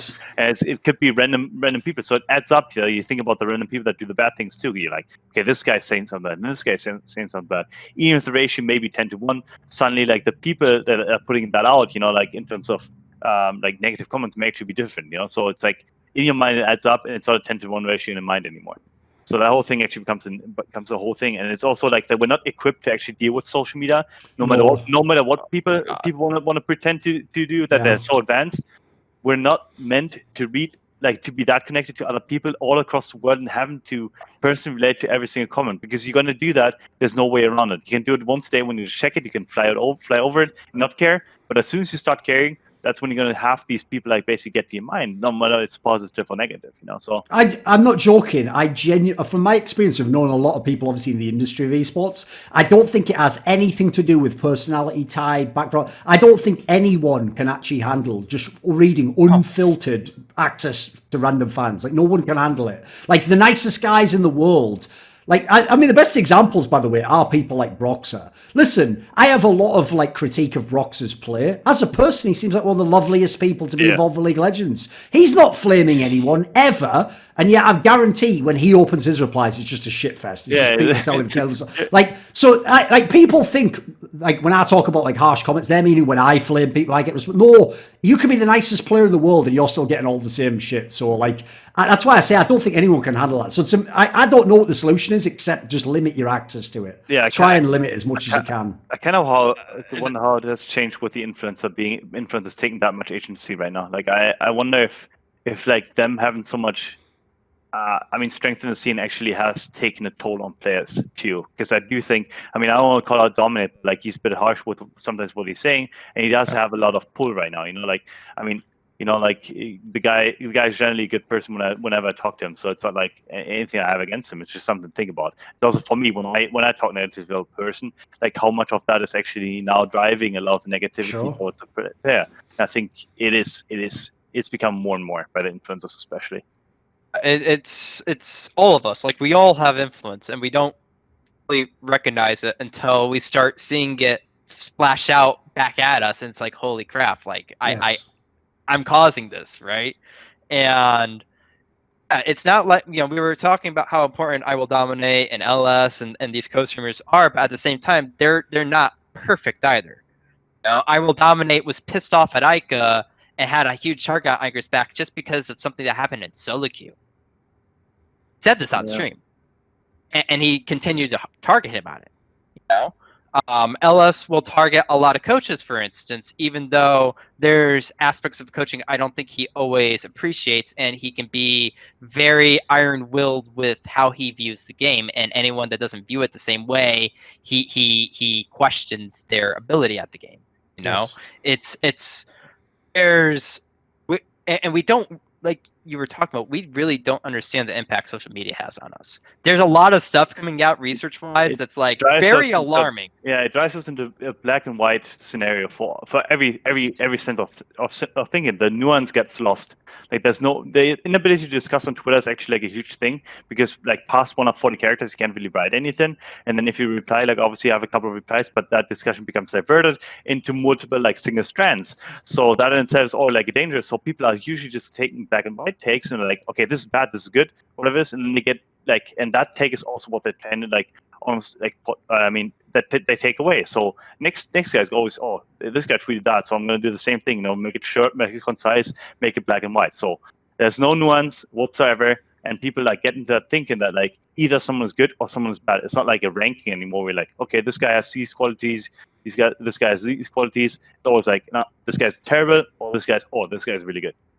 I also think another reason, by the way, why people seem way more reasonable on talk shows than on Twitter is on a talk show, there's only the people in the call. And so, you just talk at a certain tone. When you're on Twitter, it reminds me of like having a fight when you're in school and you're like 8 years old, right? It's not just you fighting the other person. There's all the other people who are the onlookers. And that affects completely what the two people, how they behave. Yeah. Like when the fight will end, how long it lasts, how violent it is. Like, because it's all about, do the other people egg you on? Like, think about it. If you make a tweet on Twitter, the best example was this recent thing I had with LS, where me and LS had a minor disagreement. And by the way, I've been friends with that guy for like, I'm going to say like, what, fucking 7 years or something. I know him significantly better than any of his fans do. But his own fans were trying to like egg on the fight to make it worse. Like being like, oof, oh, yikes, wow, can't believe you said that. Wow, fucking should ban him, LS. Like, what are you talking about? Like, put it this way. If me and LS meet if you were all there at a fan meet and I went up, He's going to talk to me before he talks to you, you idiots. Like, you've missed the point on that one. Like, but they successfully made it so the atmosphere was just shit. Like, because now we were just like battling each other, you know. Whereas, like in that scenario, if anything, we should have been the ones just working through it. Well, what did he mean by that? Or you know, like if you're in a reasonable adult conversation, that's what you do, isn't it? But just makes the environment shit for any discussion like that. Like, it's okay for what it always starts the discussion with. It's okay for the one statement you want to make. Like, if I made a statement like NA as a region has a lot to discuss, like that starts a conversation, but on Twitter it also ends it. That's just like the one statement that will be taken.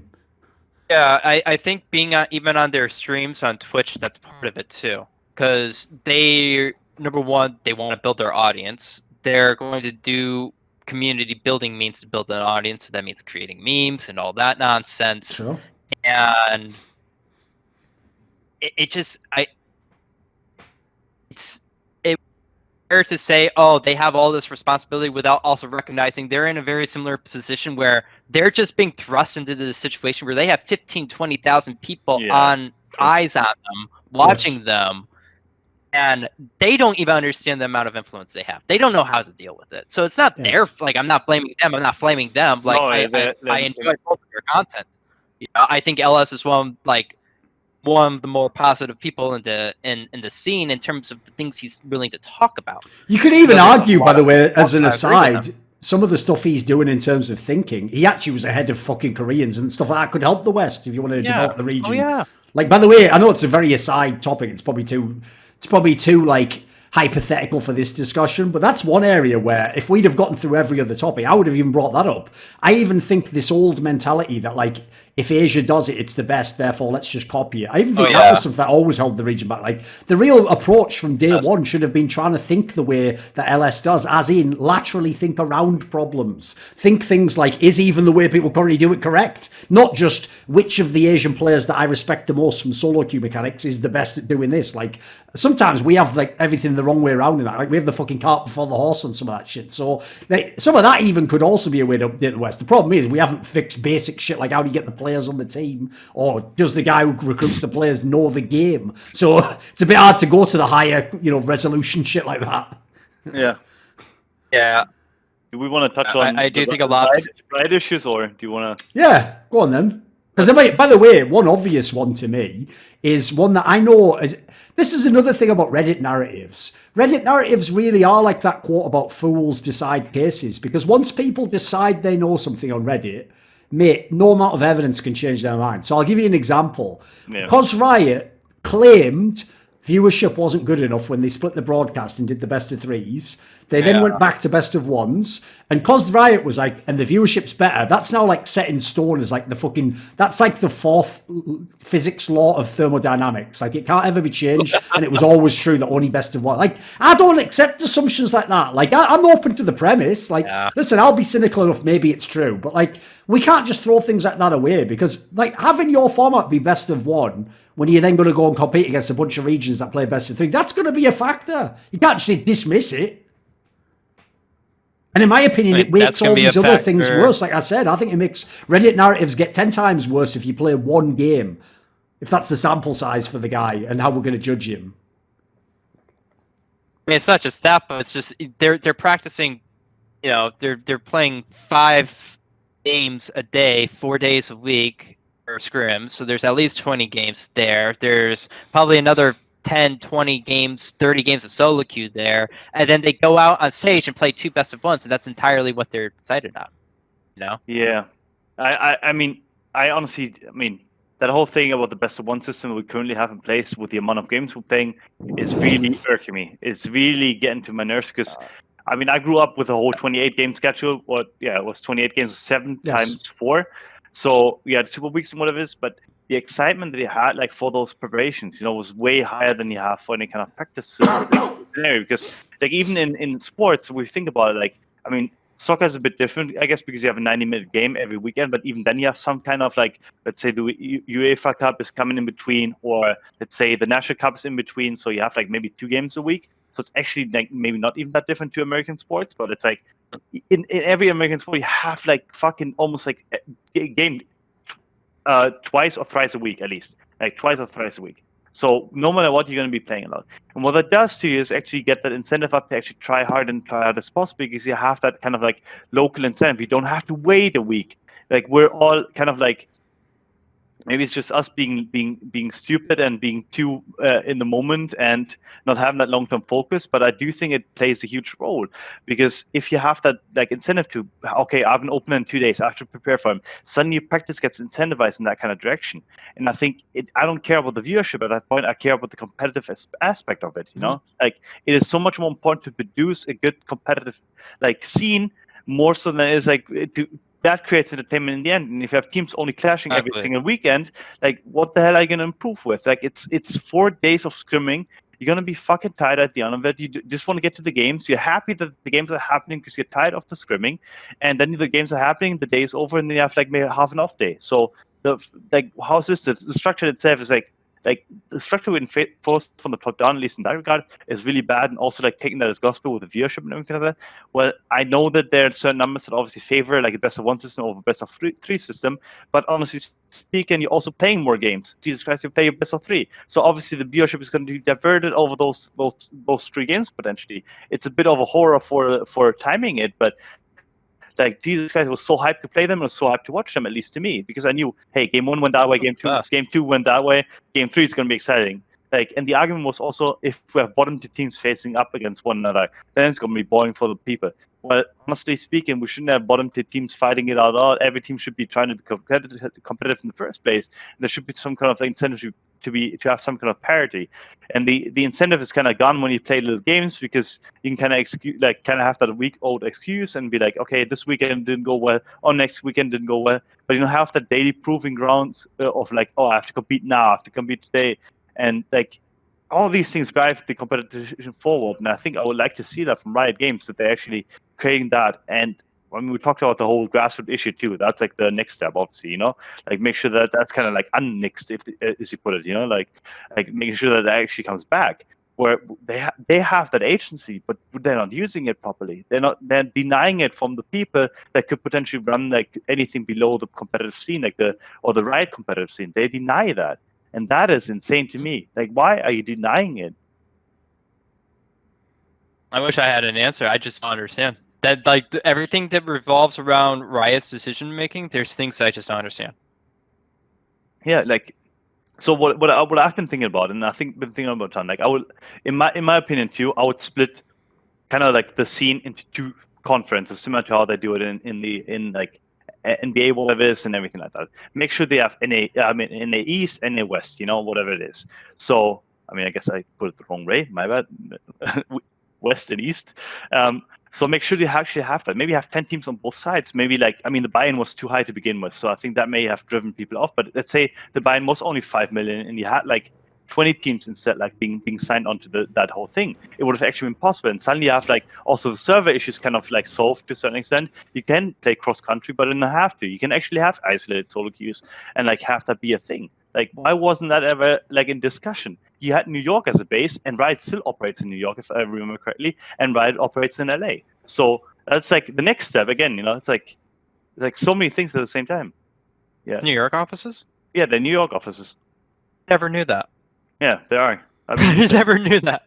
They're mostly operating on I think the Riot like general operations is operating from there, like something like I mean, some of the competition between East and West, I guess, in North America and EU is kind of coordinated from there, because then the time zone adds up a bit more, and I think some of the producers may be there. Okay. By the way, yeah, since this sort of ties into it, maybe we can address some of the solo queue issues here. Because since I've done so many years now of talk shows, remember I've been doing them in League of Legends alone, like over 6 years at this point in time. There's been a million like interesting, like wacky angles that I've been able to bring up, etc. And the funny thing is, I brought one up years ago that was just like, you know, an idle thought as like, oh, what if they did this? But essentially, there's an example in esports where it kind of was done and it worked. So I said a couple of years ago, in light of the fact that everyone knows, like one of the original ways that people started to look into importing in LCS was if you ever went to Korea to boot camp everyone knows when you play solo queue there, you will always run into like players that aren't in any pro team. And you're like, who the fuck is this guy? This guy's amazing. What the fuck? This guy's just out here playing on solo queue. So you always think to yourself, like, maybe I should pick up one of these players. Well, one of the points I made was, since like it's known, not only in Korea, but now in Europe, you know, there's like sick players in ERLs, but who aren't going to be in LEC, but they're still good players.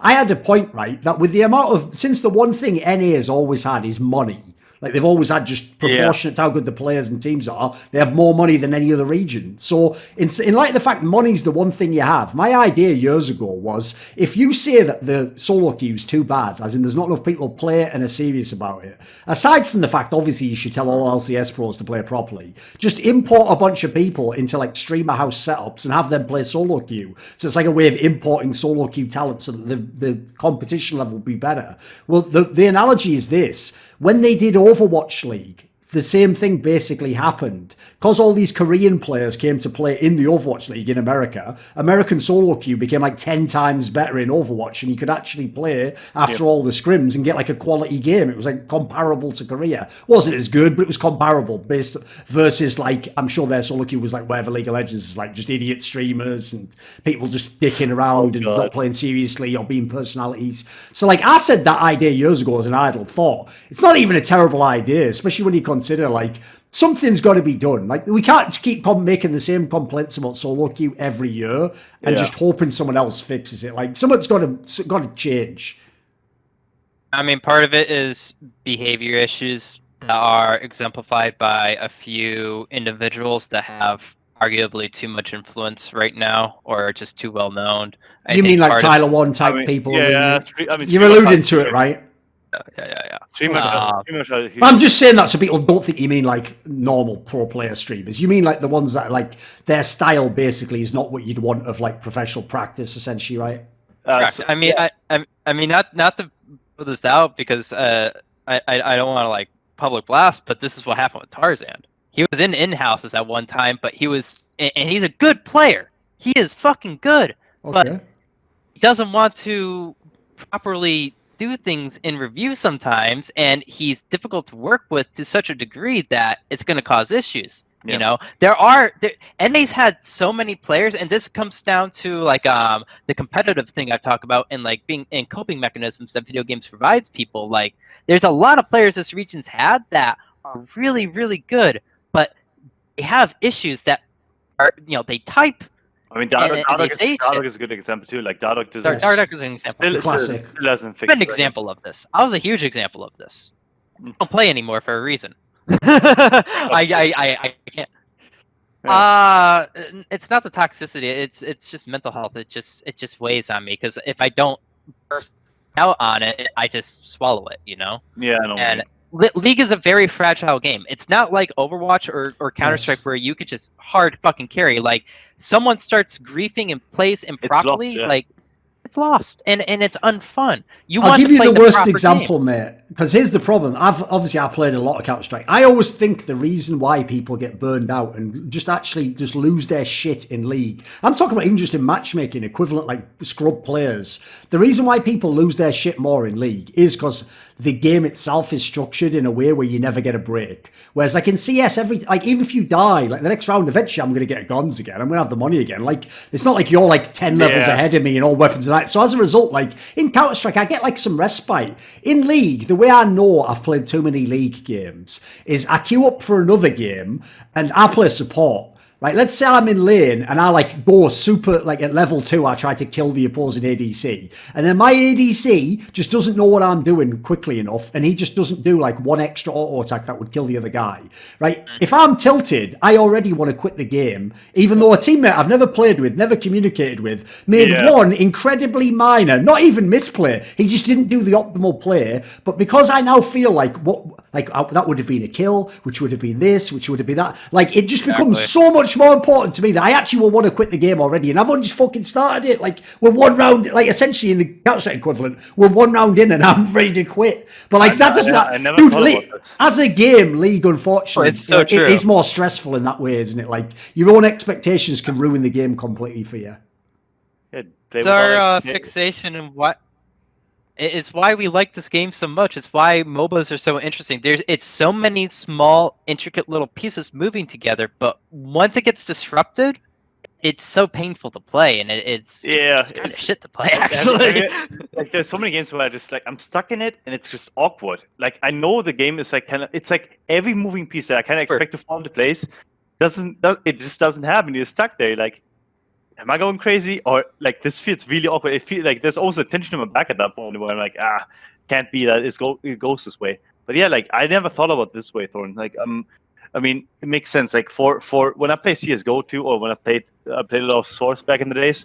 This is for myself, and I played a card still at least once in a while. It's that like every single time you come back into the map, you basically have a chance to do something. Like there's some kind of like return of investment to your playing time, but it diminishes over the course of the game depending on how well the team is doing. You know, if your team is doing badly, there's no investment zilch. So why even bother? And I think it kind of like it attracts the most toxic people and most competitive people in a way because of that whole mindset. And it's like it's quite the oxymoron to see that, because like obviously the toxic people are also probably the most competitive, but they're also most destructive for the whole for the actual competition they're trying to partake in.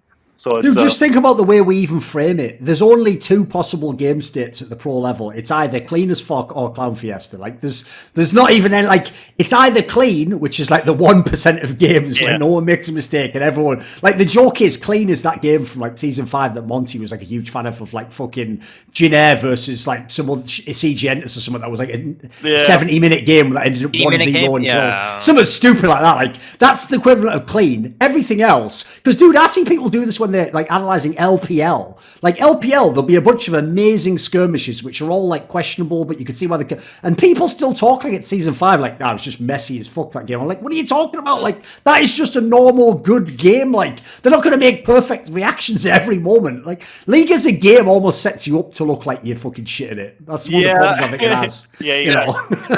Missing in social is actually like it's a travesty. It's like you're suddenly like seen as the worst player ever, like the Smithy accidentally talked about, you know, like this happens all the time now, but people are actually harsh upon it, you know? It's like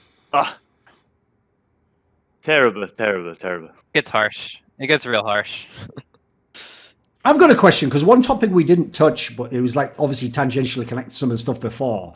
You just listed it here in your topic list, Malaclpse, as misuse of Challenger/Academy. So I have a question about that. Right, even though it sort of ties into the whole like short-term thinking, like in the short-term thinking, I totally get why people would have players like, I mean, funnily enough, in NA, it's nearly all AD carries, because aside from double, if most people aren't considered competent, so Apollo, Wild Turtle, Nashmi, fucking Altec, there's a reason why these guys will have a job forever, because what happens is, the baseline you can expect from them is decent. It's like bottom of the LEC, but it's decent. And so there will always be teams who either that is their academy starting player, which I don't know what the point of that is. Like, I don't even see what you're accomplishing at that point in time. Or they're just the guy who has to not lose his job this split. And so he's even the AD carry starter for the LCS maybe. Like, is that kind of one of the things you were hinting at when you say misuse of academy/challenger? Because presumably you don't want academy to be full of like season 3 pros like it sometimes looks like it is, you know. Yeah, and I think that harkens back to the issue of being players and like creating means to transition out of playing rules eventually in your career and like being able to move on, because especially when you have guys that have been 18, 17 and been playing for 6-7 years, this is their life. Yes. The moment they don't have the game to play, like and this goes back to also mental health issues. And I've been talking with like sports size and performance coaches on this, but this is a considerable issue. Right? Yeah. You're taking purpose out of people's lives. Purpose is very important. Yeah, purpose and meaning. Live without purpose. You know? And that's what you want to deprive people of. So I understand putting someone like Apollo or all that down in academy. My point with the misuse of Challenger Academy is you have teams that just don't, they just full send it. They don't care. They're not utilizing it at all. Or in Challenger, you just had the old issue with Challenger is you had teams that were running and they were doing well, but teams weren't like recruiting the talent. You know? Yeah. So it's both hands. It's some teams just don't actually build proper teams to run in those divisions. And some of it is that people aren't the outside utilizing what those divisions are meant to be, which is for development. Yeah, what I always found disappointing was why people like, to me, the obvious approach when Challenger was created in terms of like LCS franchising with like everyone has to have a Challenger team, etc. That was the original premise, if you remember. When they created that, my assumption was this: you pick one or the other. If you want to be the guy who gambles on rookies, then you make the rookies the starters in LCS, and you do recruit a veteran player, because the idea is he's my safety net. Like, if that rookie totally shits the bed and is really bad, right, at least I've got like Altec can come in and play his position and be okay. Or I go the other route. I either have like established pros there, in which case, obviously, like, this is where people like TSM, in my opinion, fucked up big time. It's like they had the talents at the academy level, but they just had it in their minds that they were never going to let like fucking Tactical come and play on the main team. So as a result, they were doing the right approach, which is they had big name players on the main roster. So then you use the academy team to try out other talents and see who the best challenger player. But the problem is eventually there's got to be like a way for them to make the main team. That's where I feel like that part falls apart. Because like in Europe, even we're seeing this, dude. There are a lot of teams who have the next LEC stars on their current ERL team, but even they're not thinking of putting him on the LEC team. And it's just going to be another team that takes the gamble and finds out that that guy's amazing. So it's not like I want to make it clear, Europe hasn't cracked all these problems ourselves. Like we're not above NA and all that one. It's just that we have a lot less of the downsides of like a limited talent base, and so we just don't have as many inherent, I would say, like problems to deal with, you know. But we have just as bad a situation. Yeah, I mean, it's the same thing. Yeah, for ERL teams especially, like some of the teams, I mean, what I liked about Misfits, at least last year, was like that we took the ERL team really seriously, and we actually, had trials between the splits too, to kind of like get them back into shape against the main team and kind of figure out who we want to run with. And we did the same actually in spring when we had certain situations where we had certain number of performances. We're like, hey, do we want to use this guy? There were actually discussions open about it. And I think for a lot of ERL teams, even in EU, despite like, I mean, obviously the quality compared to NA, it's still they're being put into certain regions that they shouldn't have been put in. For example, we think about the Fnatic roster. The Academy roster has been put into the British scene, which is entirely useless for them. Yes. So that is also, I heard they can't even get scrims from some of the teams. Yeah, because they're just so isolated within their Exactly. It doesn't make any sense to scrim them because they can't be good enough, or there's no use to actually make them good enough. They can't hire the big names amongst the challenger scene because they don't have the budget for it. They don't want to use the budget for it because they don't get any revenue through the academy team. So that's a huge issue in EU. In an A, what I feel like is that I think teams should adapt more to third teams. They should have more third teams. I think what one of these did was actually pretty intelligent because it kind of drives away the ego between the academy team and the LEC team, where you can actually have like the academy team, for example, or the LEC team be developed with a third team, for example, like may have that happen. I don't know if it happened for them, but I think it would be something good. We saw that in Korea too, where their first team scrimmed the third team, for example, just as a practice team. They had that as a resource, so you could kind of see, hey, how are the academy teams, or how is my academy team developing the second team, and can I have an observation of them independently of them scrimming the first team, because the first team will never agree to scrim the second team anyway. It just doesn't happen that often, like without any ego in mind. So I think maybe isolating the second team more so and have it be a development structure and have that be put in place and then be evaluating every single split is probably the way to go, I would say. And like, because otherwise you can't take the ego out of it, because the ego will always swing with it. And with NA players, especially, I feel like no one is willing to scrim the second team willingly if they can avoid it. So I think you would bypass that whole thing, at least like take the thing of I could potentially be replaced within the next 2 weeks out of it. By the way, I'll even throw one thing in, because I never heard anyone make it like this point this way, is I also want to stop this nonsense that like it's a PR move, that when your big name starter really shits the bed, you put in your academy player, you're like, I'm developing talent. You aren't. You did that because the big name player shit the bed. Developing talent would be either the starter was the academy player, or the academy player played so well, he demanded that he got the starting spot. Like the distinction there is not a small one, but everyone I feel like is getting to claim blame, like, well, I'm using my academy players. It's like, no, that's make up for your own failure as a GM. What are you talking about? Like, that's not fair. In fact, I actually think I've tried to go to bat so many times for academy players in this sense. One of the misuses, in my opinion, of academy is where you take the guy and you chuck him in fucking week 8 of LCS summer for his first ever pro game on stage for like a top half of the table team. Like, in my opinion, that's so irresponsible. It's unreal. Like, Really that guy needs to legit be like some rookie level fucking god faker, the shy talent, if he's going to make it through that circle. Because think about how unfair his circumstances are. Even the people he's playing have just played 7 weeks in a row with their team. You know, like, that's so ridiculous in terms of like, because you know, people try to like spin that as like, I'm developing talent. You know, you're ruining talent. That's exactly it. I really hate when people use the term they're developing talent and then they do things with the talent that harms their progression. You're not developing them anymore. You know, it's really ridiculous. It happened, like that chance you're giving him. Year. That's a poison chalice when you give that guy that. He has to take the chance. He can't say no, can he? It's a chance to play LCS. But you've got to know deep down. Like, I think this was even said when, I think, who was it I had on my show? It might have been Alarim. Is that the top laner? I think that was who we had on Someone Insight. And he basically said something similar, that there was past years where, like, he would get in the game and it's like, I'm behind, like, fucking Hooney or something. I'm never playing. I'm like, there's no point. It would just crush his spirit completely.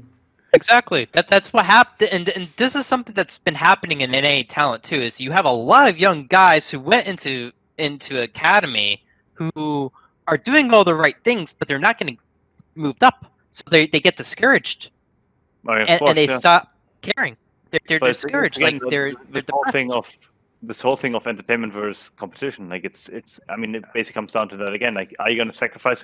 We saw that with the media's debacle, like that we had like throughout the year, where Sunny was exchanged for contracts at the time, and you have those social media posts just because he was exchanged for performance reasons. You know, like it's like, geez, like, do you want to deal with this? Probably not. It's PR disaster. You know, like, sure. and then next time you're not gonna do it, so you're gonna be discouraged. And I think that's kind of like the pull that some of the NA players have, and I mean, I understand it too. Yes. Like, it's just the pull that they have. Like, some of the NA players are just more famous than organizations. In EU, that's really rare, actually.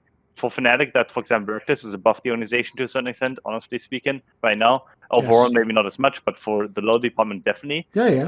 But G2 is Perks, but even the other players could potentially be replaced. You know, Perks is probably a hard sell, you know, and the Caps at this point too. But for Misfits, I mean, if you think about it, too, like, we have 5 players that are not necessarily that well known, and we had 5 players that were not that well known, you know. So it was kind of easier to make that move. And for other organizations, that's the same thing, that they could actually make that move too, where they could exchange certain people in EU and no one would bat an eye. Matt Lyons, good example, exchange 4 players still to get ahead, you know. But no one bat an eye because it's like, oh, they're a winning team, they want to win, that's what they want to do. But in A, you take Frog off of Dignitas, what do you have? What do you exactly have? You have you have nothing. You have no entertainment value. You have no competition. Oh, it doesn't win in any regard. Yeah, it doesn't. It's not. You're not a fan favorite because no one wants to watch the last player's team. You're not even that popular as players. Yeah, I agree. That's an example of a team that accomplished none of their goals. Basically, I feel like Evil Geniuses did that. The split where Kumo, who in spring, like coming into this year, I was pretty critical of Kumo. Right, top laner. He was the C9 Academy player last year. He didn't necessarily warrant being a starter in LCS. Put it that way. He didn't necessarily warrant being a starter this year in LCS, so understandably people were skeptical. Yeah. He goes through spring, and I still think he was maybe like 9th, 10th top laner, but he improved dramatically. He was improving as a player. That's great to see. He goes into summer, he's continuing to improve. EG is struggling, but it's not strictly just because of top lane. And then they make the move with Hooney. Yeah. I have an issue when you're taking a player who's clearly developing and then you rip him out of that. And it's just like, do you understand what you're doing to his mentality? Yeah, his mindset must be crushed. Like, if I were him, it's shit to see. I hate that, you know. Yeah. And this is it comes down to the competitive and entertainment divide again. I feel like when these moves are made. Also, that's one area where I even feel like it's so poorly done because, like, if you look at traditional sports, true, sometimes they go the other way because, like, for example, sometimes media doesn't influence them enough. And if you're like an old school guy at the head of an org, maybe you can just fuck up the organization for 10 years before you get fired. But I would say one thing I appreciate about traditional sports is if, like, you take a big risk on, like, drafting a quarterback or something in the NFL, you don't just toss him away after 1 year. You at least give him a couple to see if he's ever going to make it. Because the idea is we're big time investing in this guy, because if he does make it, it's the future of the whole team. Yeah, if he doesn't, true, we're going to have to blow it all up. It's going to be really painful. But that's why we give him a proper chance before we know we're throwing this guy away. In league, dude, people don't even get a whole split sometimes, like you're saying. Like, sometimes people get like 3 weeks and they're tossed to the side. And it's not even like we're saying they're tossed to the side for another great player. They're just tossed to the side for a player who can just replace them. That's it. So you're throwing away your entire vision at that point in time. That's why it does all loop back to who were the people hiring these players, etc.